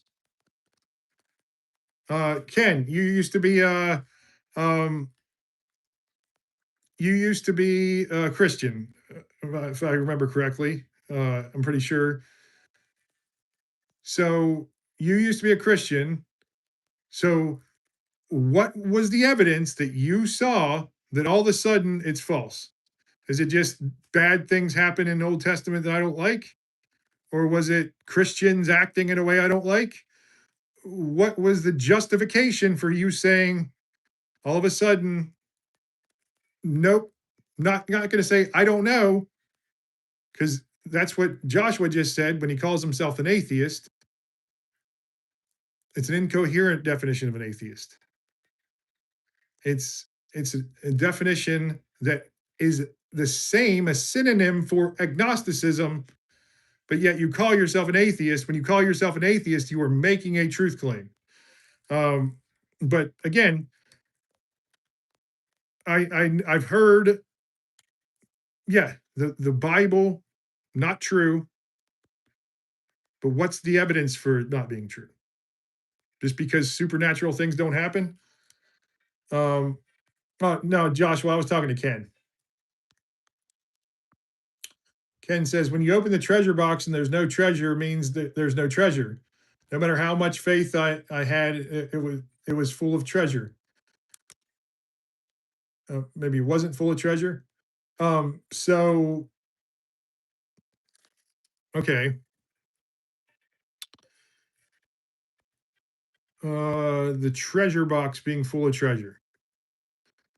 So I'm not sure exactly what you mean there. Um, hello, April. I don't know if I've said hello, April. Welcome, my beautiful sister in Christ. Great to see you up in frigid Canada.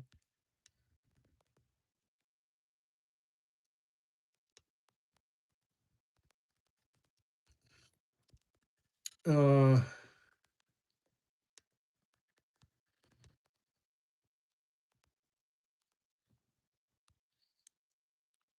okay.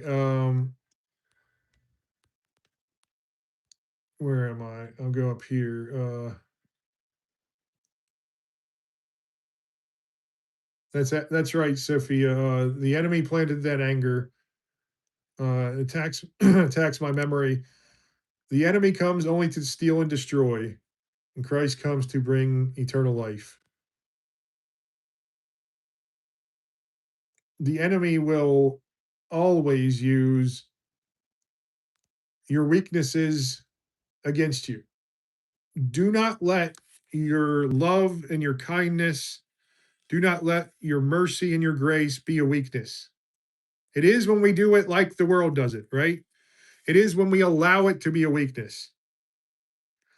That's why I said, when somebody screws you over, when somebody stabs you in the back, when somebody uses you and you find out, oh, they've just been using me this whole time. Do not let it change your love. Do not let it change the way you treat people. Do not let it change and embitter you. Do not let it become a callus, right? Or you know how you get a callus on your hand or your foot when you just, because it just keeps on having trauma. This trauma, your shoes don't fit right and they keep rubbing on your foot the wrong way, and then there's this big callus there. And my daughters all like to pick at. But do not let yourself become calloused over to where it hardens your heart and hardens your soul.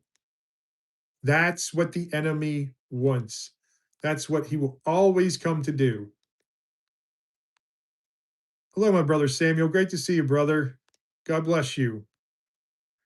Samuel, I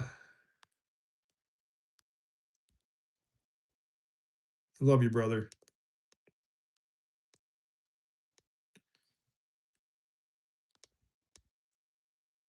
Hello, David. I had followed and allowed evil into my heart, and now I have no memories and cannot create new memories.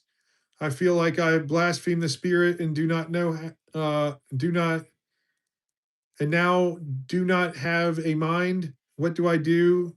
Please pray for me. Absolutely, David, and please, it sounds like you're really struggling. If you don't mind, please reach out to me. Send me a There's a link for the Discord in the description, and this goes for anybody, by the way, as well. There's a link for the Discord in the description. You can get a hold of me directly, but if you don't want to join Discord, go on any one of my other videos and just leave a comment, and I will get back to you as soon as I can. But here's the just one of the many beautiful things about Christianity. You said I had followed and allowed evil into my heart. I'm not sure what you mean by now I have no memories and can't create new memories. I'm not sure what you mean by that.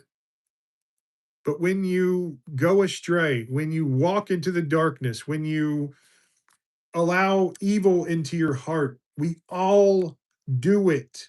Whether you are already light years ahead of most people because you were absolutely recognizing it. I say this far too often on here, but it is the best example of entering into a relationship with Christ. And that is the thief on the cross.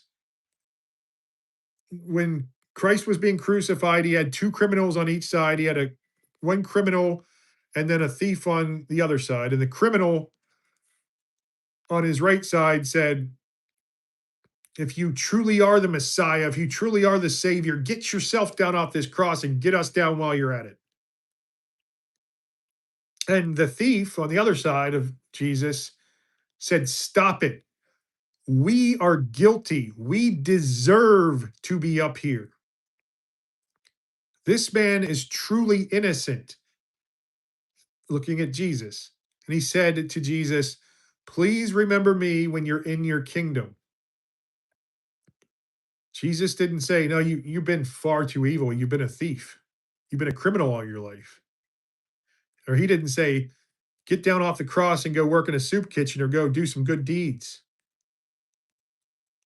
He said to the thief on the cross, truly, truly, I tell you, before this day is over, you'll be with me in the kingdom of heaven. That's all it takes. Recognition. That's the only work we have to do is recognize. I am broken, my Lord. I am sinful. I cannot do this. I need you. And as I said, Jesus is the one who took on flesh, the God who loved us so much to come here, not as some conquering king, not as some mighty Lord ruling over all. He became the weak one. He became a peasant who lived a perfect life, showing us how to live, who raised up the poor, the weak, the oppressed, the persecuted, the lost sheep. And he died a slave's death for us. So we can all be rescued and redeemed.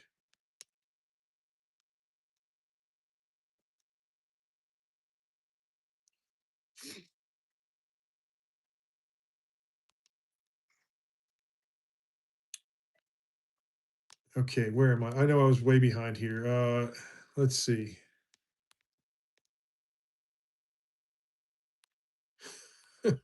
Just uh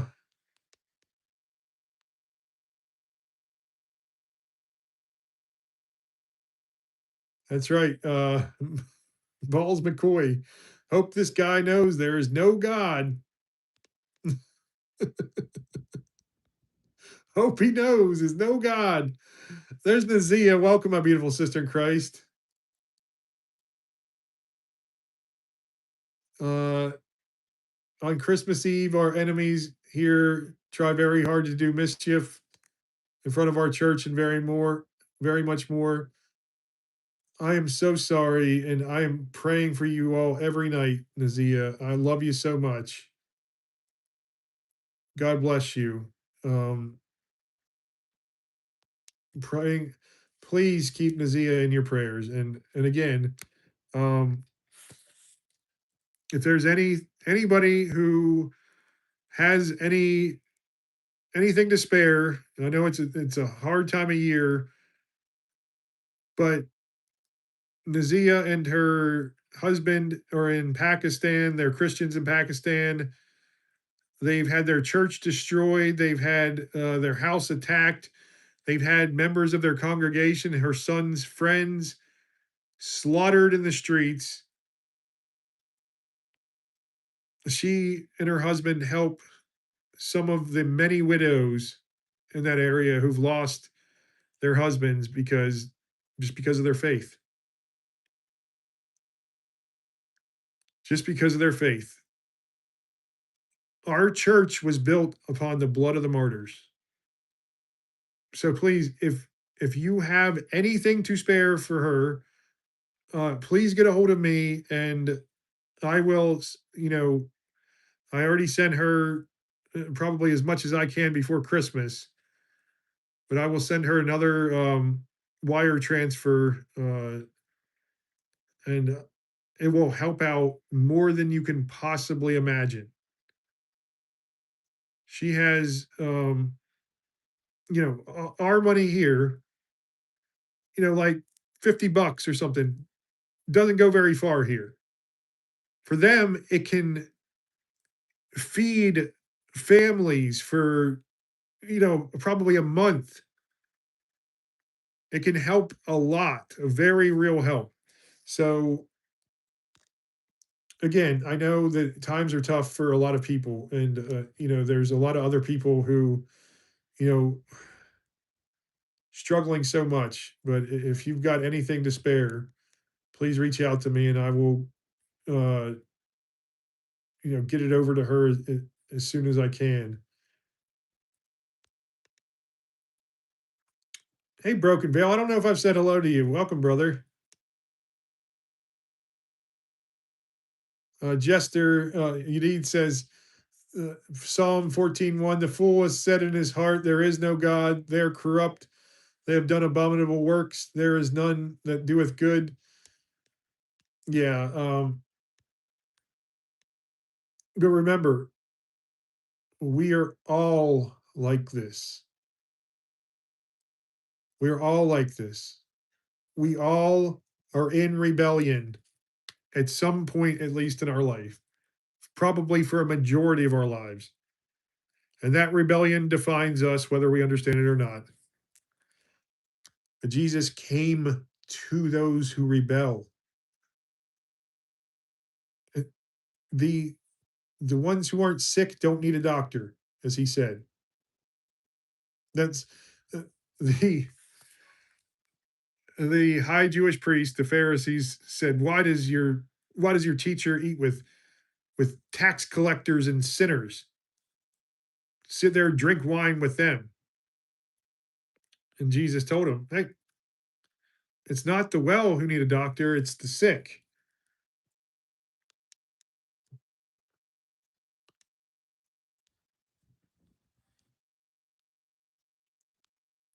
Oh, baked spaghetti sounds good, Joshua. I haven't had that in years.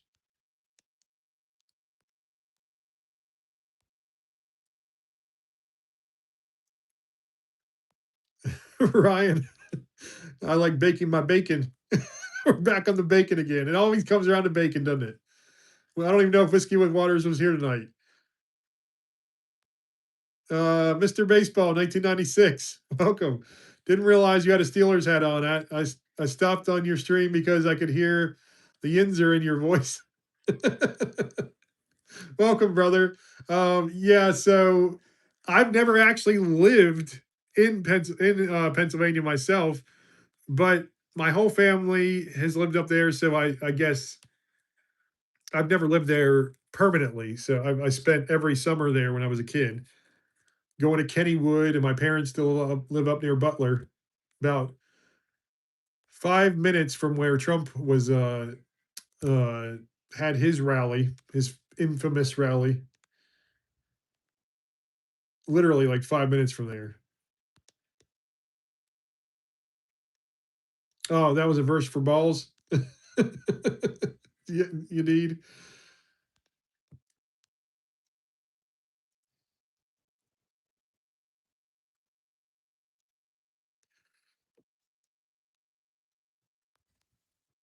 Ryan says, Genesis 9:3 states, "Every moving thing that liveth shall be meat for you. Even the green herb have I given you all things. Even as the green herb I've given you all things." That's right. After the flood, we got the gift of meat. And then, even greater gift, we got the gift of all meat after in the book of Acts.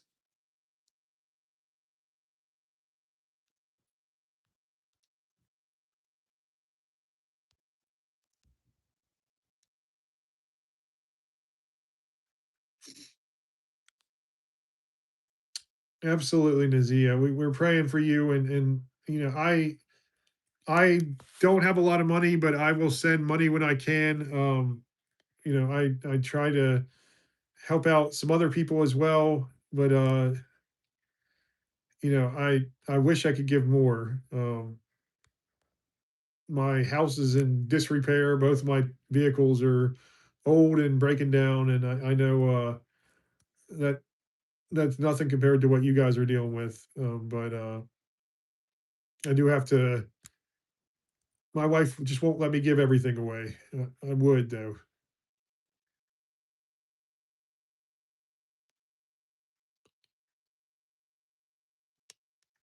Ken Pachi says, "Can rebellion be something you don't know you're doing?" I think it's almost always something we don't know we're doing. If we know we're doing it, then we're usually not in rebellion. Because if you know you're in rebellion, then you recognize there is a God, and that I don't care about this God, or I don't believe in him enough, so not going to bother with that. Not going to change my life. Not going to devote my life to something I don't believe in, right? Um, Rebellion is our natural state. Rebellion is human nature. Rebellion is what none of us like to admit, but I've never met anyone, even the most kind and generous people, you know. So I've got to think about this. The kindest and most generous people, a lot of times, the kindest I've met, it doesn't mean you have to be a Christian. I've met very kind people and very generous people, but there is a selfishness, and that's not something. It's not something I'm saying. Oh, it's so horrible. It's just our natural state. It's just the way this world shapes us. We live in a fallen world, and we are affected by not just the environment around us, which is toxic. As Michael Heiser says, we live in the inverse of Eden, like the upside down world in Stranger Things. If you've ever seen that show, I think it's called the Upside Down. I'm not sure. I haven't watched it in forever, but it's an inverse of the way things are supposed to be. The Lord of this world is the Lord of death. The very air here is a toxin. We, as soon as we are born, even before we are actually born, we begin to die. We're just getting on with dying. And then we all just accept that as fact. We all just accept it's just the way it is. Might as well just live as many desires out as I possibly can. Might as well just fulfill every single desire. Feel as good as possible for as long as possible until eventually we just go ahead and kick the bucket, right? Until there's eternal nothingness. And Yeah, that's the way I lived. It's absolutely the way I lived. And I thought I was a good person in doing it. I thought I was still showing people kindness and doing things out of selflessness, but no, it was selfishness that I masked as selflessness because I was just thinking about how it would make more people like me, or it would uh, make me more popular, or whatever it may be, make an identity for myself. And there was always an ulterior motive. There was, whether it was trying to be popular or lustfulness or whatever it may be. And look, I get it. I get it. No one wants to admit these things, which is why uh, I've talked about this a little bit before too.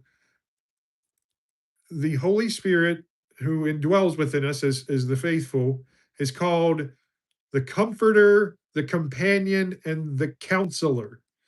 And I've been focusing a lot on the counselor part of it lately because as a Christian, it's like a daily therapy session. Every time you pray, it's like a therapy session. You are laying down on the couch with your therapist, who is the only good therapist who has ever lived, God himself, and you are opening up about the deepest problems. And they're not just some therapist who's going to go, okay, well, here's some anxiety medicine or some depression medicine or whatever it may be. It is God taking you on a journey to confront the root of your problems, always taking you to the root of your problems. And only He can do it. There's all kinds of things that you have to confront that we as non believers are not going to confront for the most part. I I don't know if it's the main reason, but you see the thousands of studies. I saw Glenn Scrivener and Matt Dillahunty. I've been watching for some reason. I think it's like 5 or 6 years old, but it's pretty old. A debate that they had, and Matt Dillahunty keeps bringing up this one study that this one guy like kind of cherry picked the results from to kind of make it seem like atheism is a more fulfilling lifestyle than Christianity. And Glenn then pulls up. He's like, here's like 1100 and 1112 studies that show just the opposite of what you're saying. So I think we can invalidate that study pretty easily. That when you are a Christian, not saying by any means you're going to have a perfect life, but when you are an active Christian, not just Christian in name only, when you're actively participating in your faith, you first of all have the community focus, which almost nobody has anymore. Who wants to go out and actually talk to other people now when you can just press a button and have food delivered to you and groceries delivered to you or just taken to your car or whatever? Any way to avoid having to even see other people. Christianity always, always takes you to places that you do not want to go. Paul says, the things I love to do, I no longer do. The things I hate to do, I now do all the time. That's the way. It's not a very good selling point, it seems, for most. But why are billions saved by Christianity? Well, we'll cut that number in half again, because again, the people who are saved is different than the people who have their lives transformed by Christianity. Having your life transformed by Christianity is surrender to not just any higher power. Surrender to a God who loves you more than you can possibly imagine. And he takes you on a journey. First, it's, hey, here's the evidence. I'll keep on giving you more and more because there is more and more and more. And it's more than enough. I can tell you it's more than enough. I wanted so badly to not be a Christian. I had a huge bias against Christianity. I was going to be, if anything, I did have a love for Jesus, but I had a disdain for Christians because the way I've always seen them acting. So I just had this already preconceived bias against them. And so I actively tried to avoid being a Christian. But my journey through all these other faiths and philosophies and worldviews and religions, there was no truth to be found within them. I thought there'll be little kernels of truth that I can just take. And I tried to. I tried to listen to the Buddhists and the Hindus and the New Age spiritualists, the Alan Watts of the world, and Carl Jung's and people like this. And I'm like, yes, this is affirming the life that I want to live. This is affirming the kind of spirituality I want to have. And then God kept showing me there is no truth in it. It is a selfishness, it is a prideful pursuit, just like everything else besides true Christianity. Everything else. You have concepts that you would think would be the same thing, like Buddhism. I've talked about this a little bit before. Buddhism says you must die an ego death. And I think some of the New Age spiritualists say this as well, because it's just kind of ripping off Buddhism and Hinduism. You must die an ego death, and then you can reach enlightenment. That's not a true ego death. What Christianity shows you, it is getting beaten so badly that you are broken into unrecognizable pieces on the ground. And the only strength you have is to cry out to God, save me. And that's when God does come to save you. No matter how badly you are beaten or broken, in fact, the worse, the better. Because if there's any part of your old self left,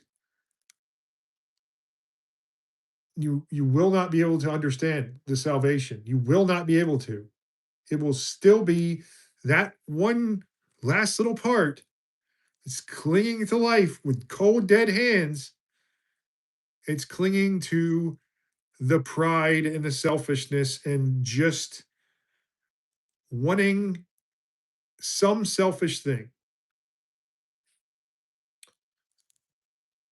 Um,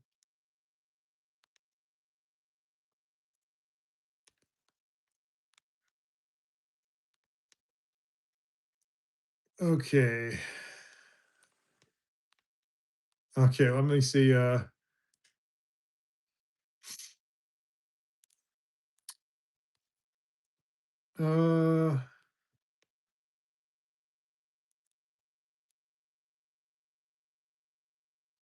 April says at Sophia, yeah, and the liberals are one seat away from a majority after two conservative MPs cross the floor. Hold on to your hat, LOL, in for a rocky ride. Oh no, you talking about Canadian politics? Oh,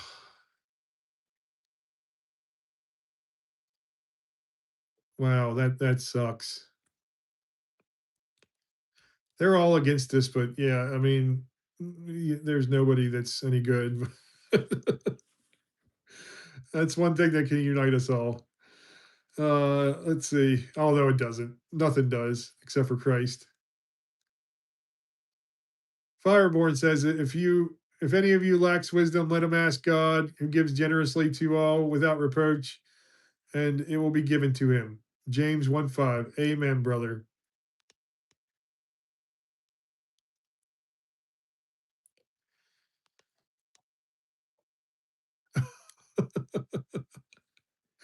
Joshua, you always quote the greatest people. Aaron Ra. Oh man. Aaron Ra. Oh man, that guy. That guy. I think says it best. If you can't show it, you can't prove it, you know it. You can't prove you know it. Um, that's that's absolutely ridiculous.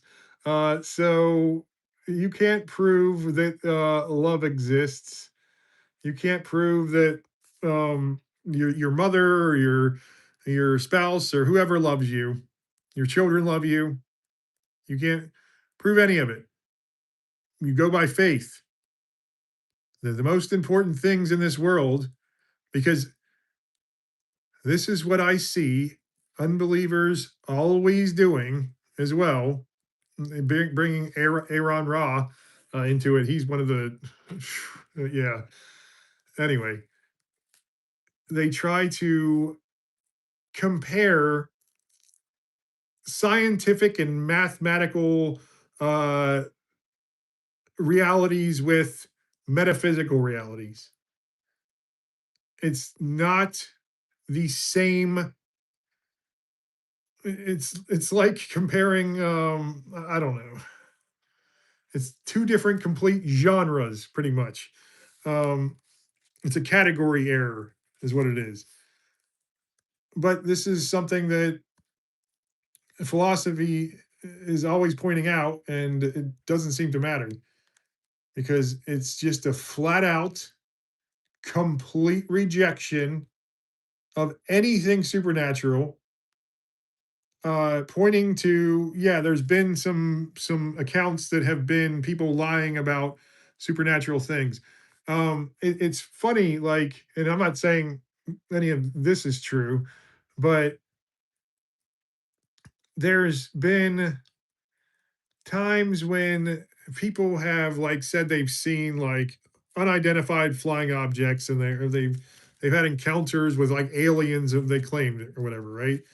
And a tactic that is used, and it's not just for like alien encounters and stuff like this. They do it for a lot of stuff. The government I'm talking about.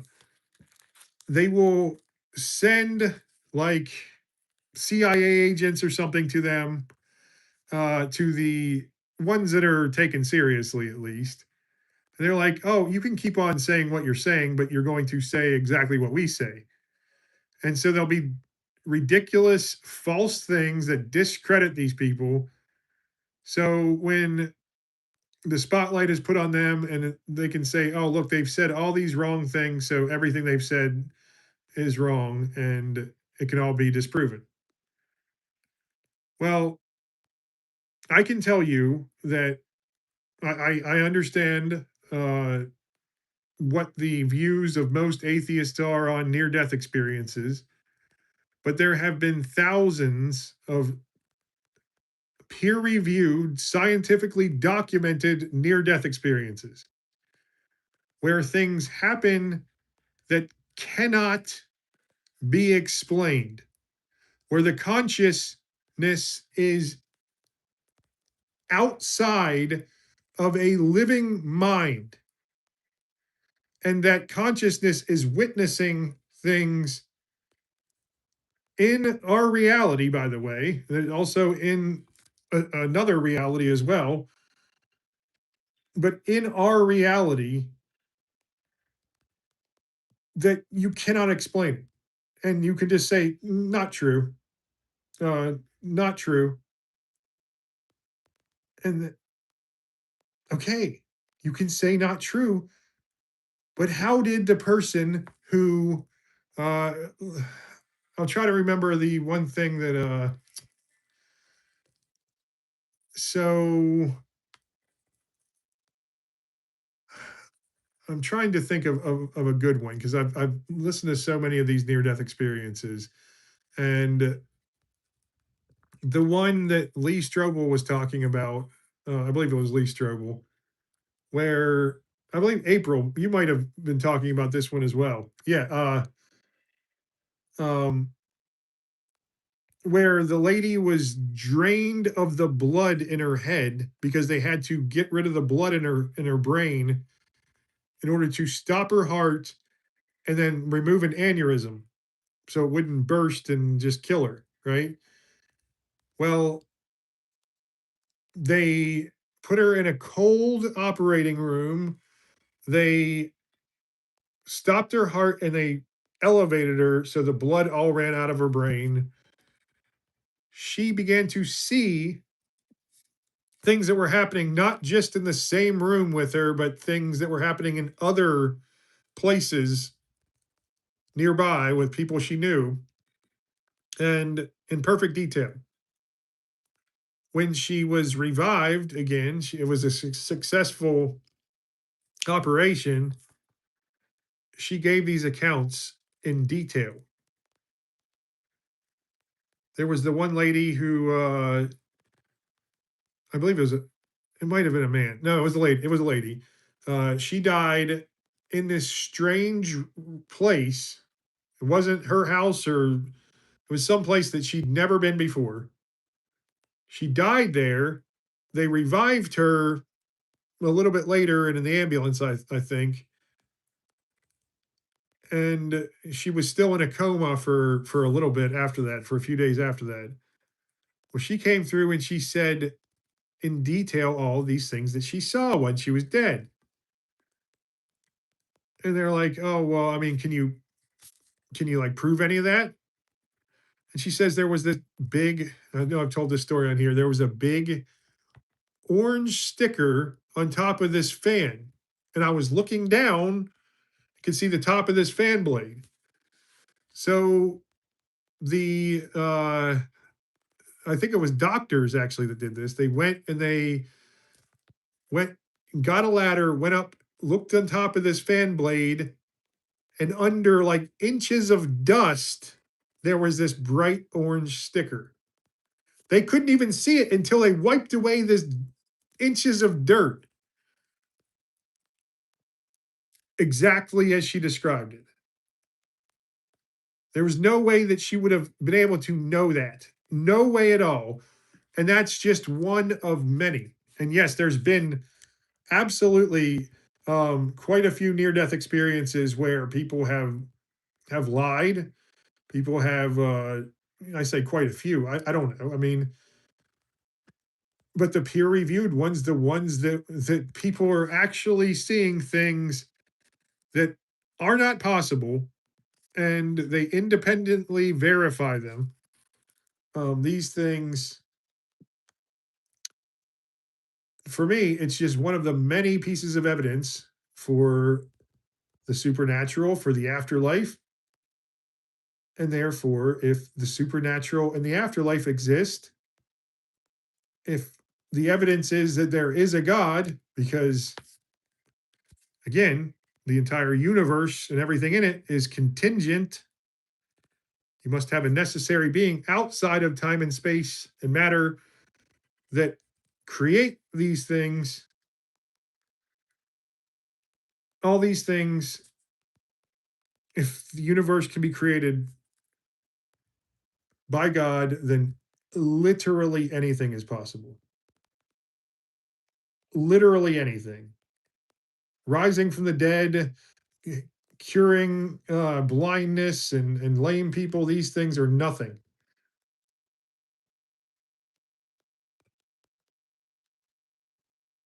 Ball Striker, welcome. Every day this chat ends up as apology for Jesus Christ brought on by non-believers. So much time spent on these that would not believe, regardless of what anybody says. We should focus more on Christ. Yeah, you're absolutely right, Ball Striker.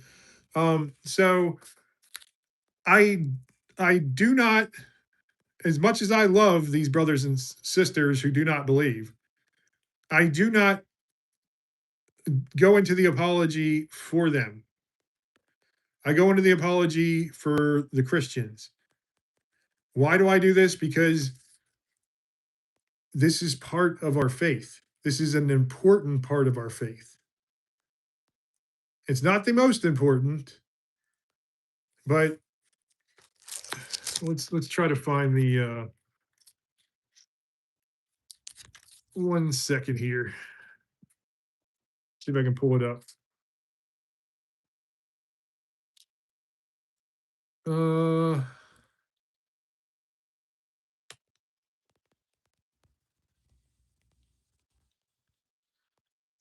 um, I don't know if it was.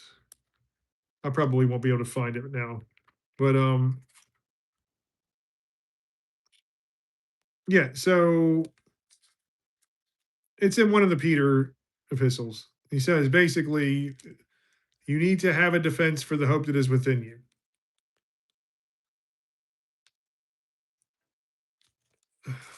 I thought it was in this one,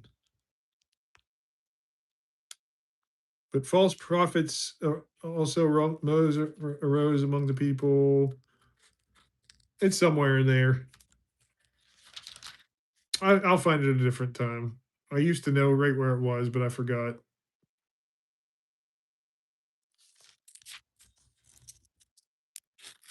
Oh, you know what? I think I'm in the completely wrong place.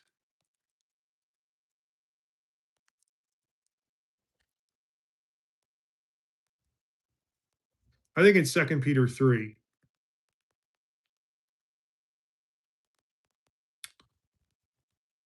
But anyway, so the debating, the evangelism, the apologists, it's not, I don't like that word apologist, by the way. I think it should be an evidentialist. I think that we're presenting the case for Christ. We are evangelists, and we should do this, Paul Stryker. We should have that defense for the hope that is within us. And let me tell you, there is more evidence than there's ever been. There is every single day more and more evidence for Jesus Christ and less evidence for the atheistic and secular worldview.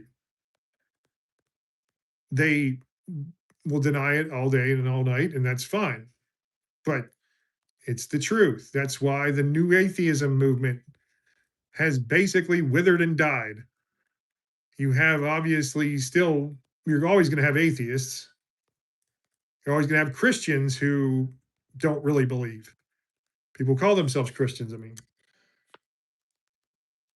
we must be able to spread the love and the light, giving the evidence. And the reason that's important, not because I have no doubt that uh, Joshua or any of our atheist brothers and sisters are going to believe because of anything I said.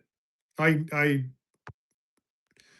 probably they talk to each other. They're like, how look at them coping with like talking about this or that, coping with this or that. It's always a cope. If you have an explanation for something that happened in the Bible that they don't like, it's always a cope, or it's always how dumb. Which I understand. I get it. I don't care because I want to make sure that when they're in a time in their life when it feels hopeless, like Alex O'Connor, he said that he was in horrible turbulence on one of his flights not too long ago. He admitted to this. And the first thing he thought of was to pray to Jesus Christ. The first thing he thought of. And that is just one of the many examples of there's no atheist in a foxhole. Um, there's no atheist in a foxhole at all. There's going to be some that cling to that worldview. There's going to be some that cling, but a lot of times in the prime of our life, in the middle of our life, when everything's going absolutely according to how we think it should go, we still have what we consider control in our life. And we are going to do nothing to relinquish that control in our life. Nothing at all.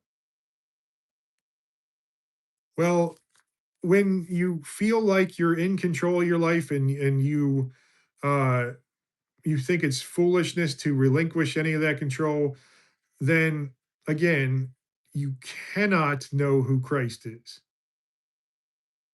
You cannot. You have to understand that, hey, yeah, there's certain things you can control in life for a certain amount of time. There's certain things you can do to keep some kind of everything from flying off the rails, but eventually, you know, it doesn't happen to everybody, but eventually everything's going to go wrong. And it's going to seem hopeless. This is why I read that David Foster Wallace commencement speech, and it was 5 months before he took his own life, tragically. The, in my opinion, the greatest modern author of our time, who died in 2016, I think. He gave that speech in 2015. He said, "In the real world, there is no such thing as atheism. In the real world, we all worship something, whatever we tap into to get that pure meaning. Whatever it is that gets you out of bed in the morning, whatever it is where you find true joy, where you find true fulfillment. And if you live your life without one of these three things, so meaning or purpose, that's together, hope or love, you must have one of those three. And you can have hope in your wife, your children, whatever it may be. You can have meaning or purpose by doing a job. I make tables. I don't know what it is. You can have a love of your parent or your spouse, whatever it may be. Those are all things that are not bad things, but those are all things that, just like the world, are going to pass away. When you put your hope, when you put your faith in anything within the world, you are going to set yourself up for failure. I'm not saying that you shouldn't love people, not saying that you shouldn't put, obviously, entering into relationships is a good thing. But when you put everything you have into that, when that becomes your identity, again, that's your form of worship, whether you understand that or not, I get it. Call it what you want. It's where you tap real meaning. It is the vein you tap real meaning from. Whatever that is, if it is anything other than Jesus Christ, it will devour you. David Foster Wallace says just some God, some idea of God. There is no idea of a personal, intimate God except for Jesus Christ. There is no evidence for any God that is presented within these other religions being true except for Jesus Christ. And again, I get it. It's dismissed by unbelievers. I don't care, because there is a mountain of evidence for Jesus Christ. Where's the mountain of evidence? Where's even the tiniest bit of evidence for Allah or the Buddha, or Buddha is a little different because that's an agnostic religion. the Hindu gods and goddesses, the polytheistic gods and goddesses, which again the Bible affirms a lot of these. The Bible says these are created beings as well, but there is no evidence for them. Let's see.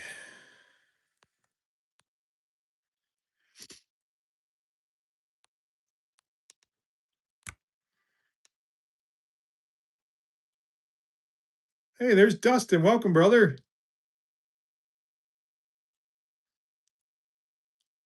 Lentil soup. It's the lentil soup that Esau gave his birthright up for.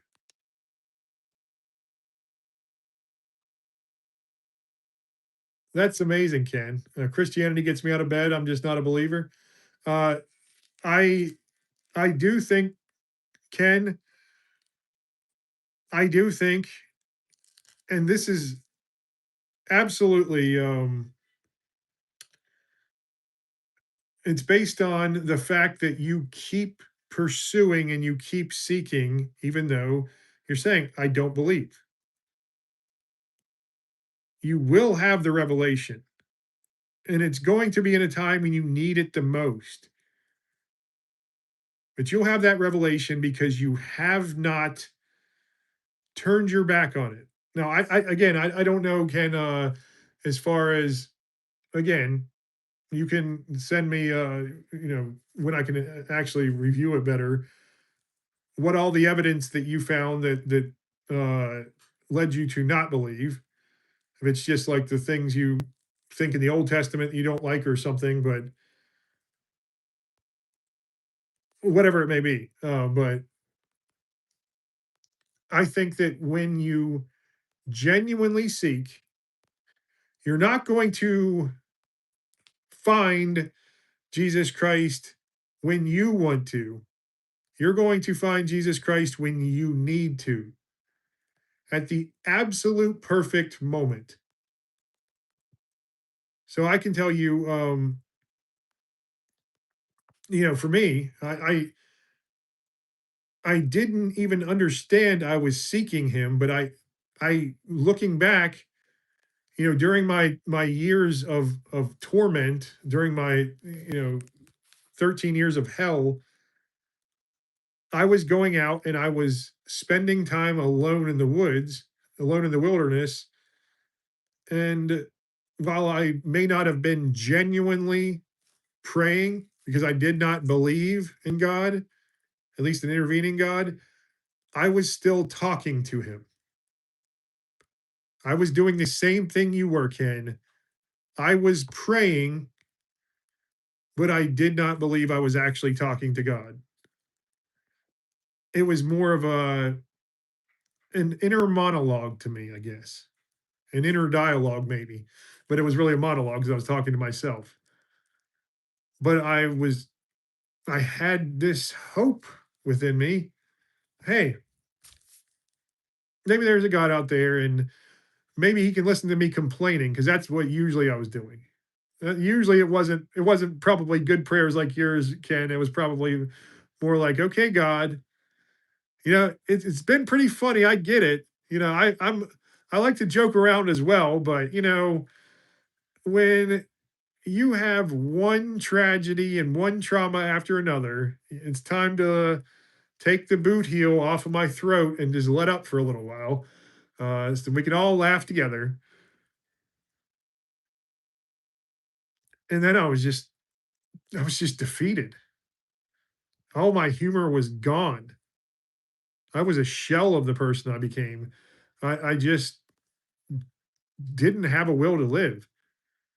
I I know you guys don't know me, for who I used to be, but if you would have understood, uh, I lived to be the life of the party, to be funny all the time. I was just always out there joking around and trying to make people laugh even when I was feeling awful. But those last 5 years, they got dark because that was, the stages of grief. That was the acceptance.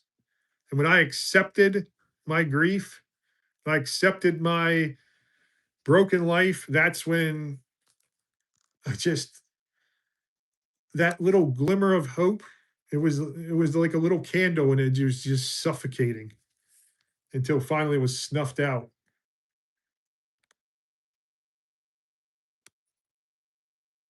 Hey, there's John the Southern Baptist. Welcome, brother.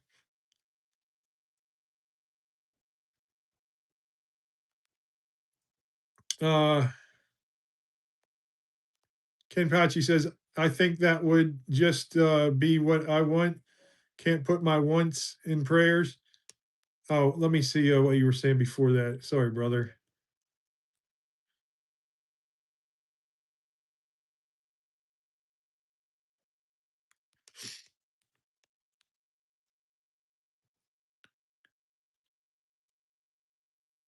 Um, Ken says, I don't worry if he hears me or not. I just come humbly because that's the way you have to go to him, Ken. You know that already.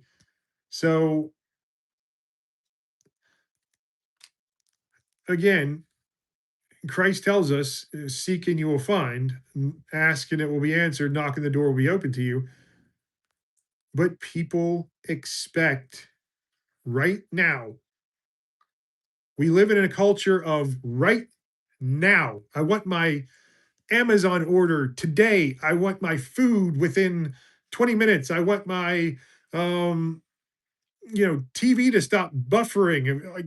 I can't take the buffered for like 10 seconds. Throwing a throwing a temper tantrum like a toddler, right? That's just the society we live in. And so we don't understand that patience truly is one of the greatest virtues.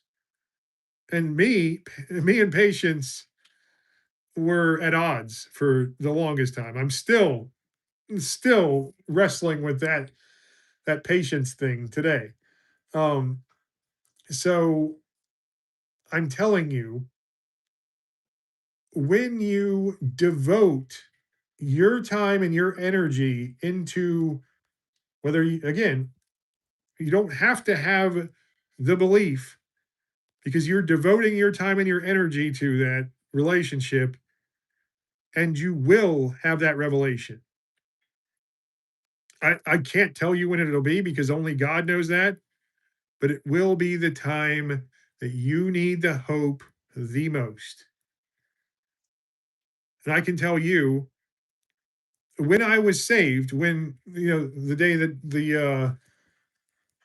that's right. You can't be humble if you're demanding things from God. That's absolutely right. The day I was saved, the day that the doe came running out of the woods, he, it was, it was like he just downloaded all of this information into me. It was like an overload. It was so much, so quick, and for so long, really. It kept going on for like months, for the first probably 4 to 6 months at least. I was like, my brain is not, it's so full of bong resin and all this crap. I don't even know if it can handle this, right? And it was so amazing that he showed me, hey, here's all the times where you thought that I wasn't with you. Kind of like you guys know that uh, footprints in the sand. Um, Look, why weren't you with me during the times I needed you the most, Jesus? There's only one set of footprints. And Jesus says, no, that wasn't the time I left you. That's the time I was carrying you. And that's exactly what he showed me. He's like, I didn't leave you. You turned your back on me when you became an adult, when you went out and started worrying about girls and partying and all that stuff. That's when you turned your back on me. You had the love for the world and everything in the world. And believe me, I love the world more than most people. And he showed me how he was there the entire time. And he was with me and he was guiding me. He was beckoning to me.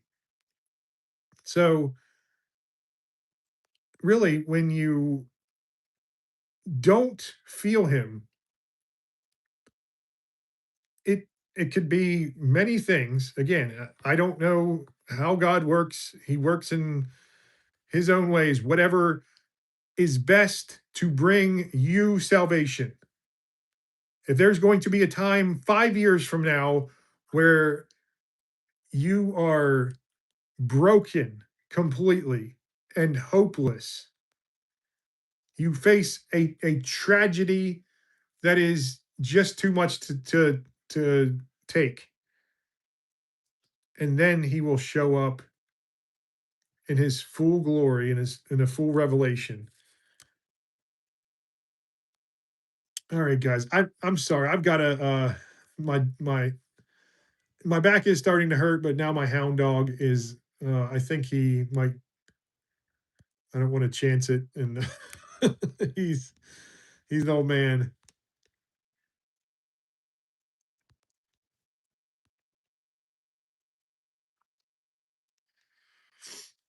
Joshua says that is also not true. Just give me something. What would you accept though? Um, Joshua, what would you accept from him? What that's what I like to ask unbelievers as well.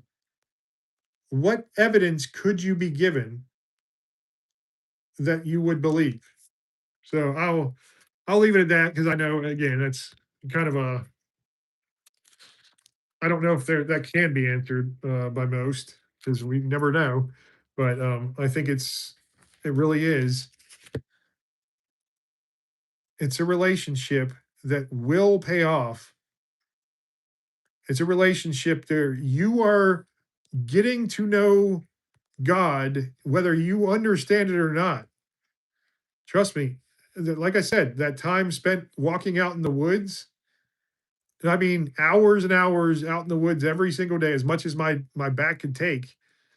Um, and I was like, I'm not learning about God. I'm just out here walking, having, enjoying the peace and quiet. But I was getting to know God through his creation. He says in Job, look to the birds of the sky and the beasts of the field, the plants and the animals. They will teach you about me. You will learn about him in various ways, and through his creation is a great way to learn about him. Um, all right, guys. Josh was saying, I can find anything that means nothing to you if I cannot prove it. Maybe I can't find anything that means nothing to you if I cannot prove it. Oh, okay. So you got to prove everything. Um, Nature is cruel, Ken. It teaches us about the broken, fallen world for sure. Um, God bless you all. I love you. I will be back tomorrow, probably around 10:30 p.m. Eastern time. But I'll let you guys know if I'm going a little bit later. And please reach out to me through the Discord link in the description or leave a comment on any one of my other videos, and I will respond to you as soon as I can. I love you guys.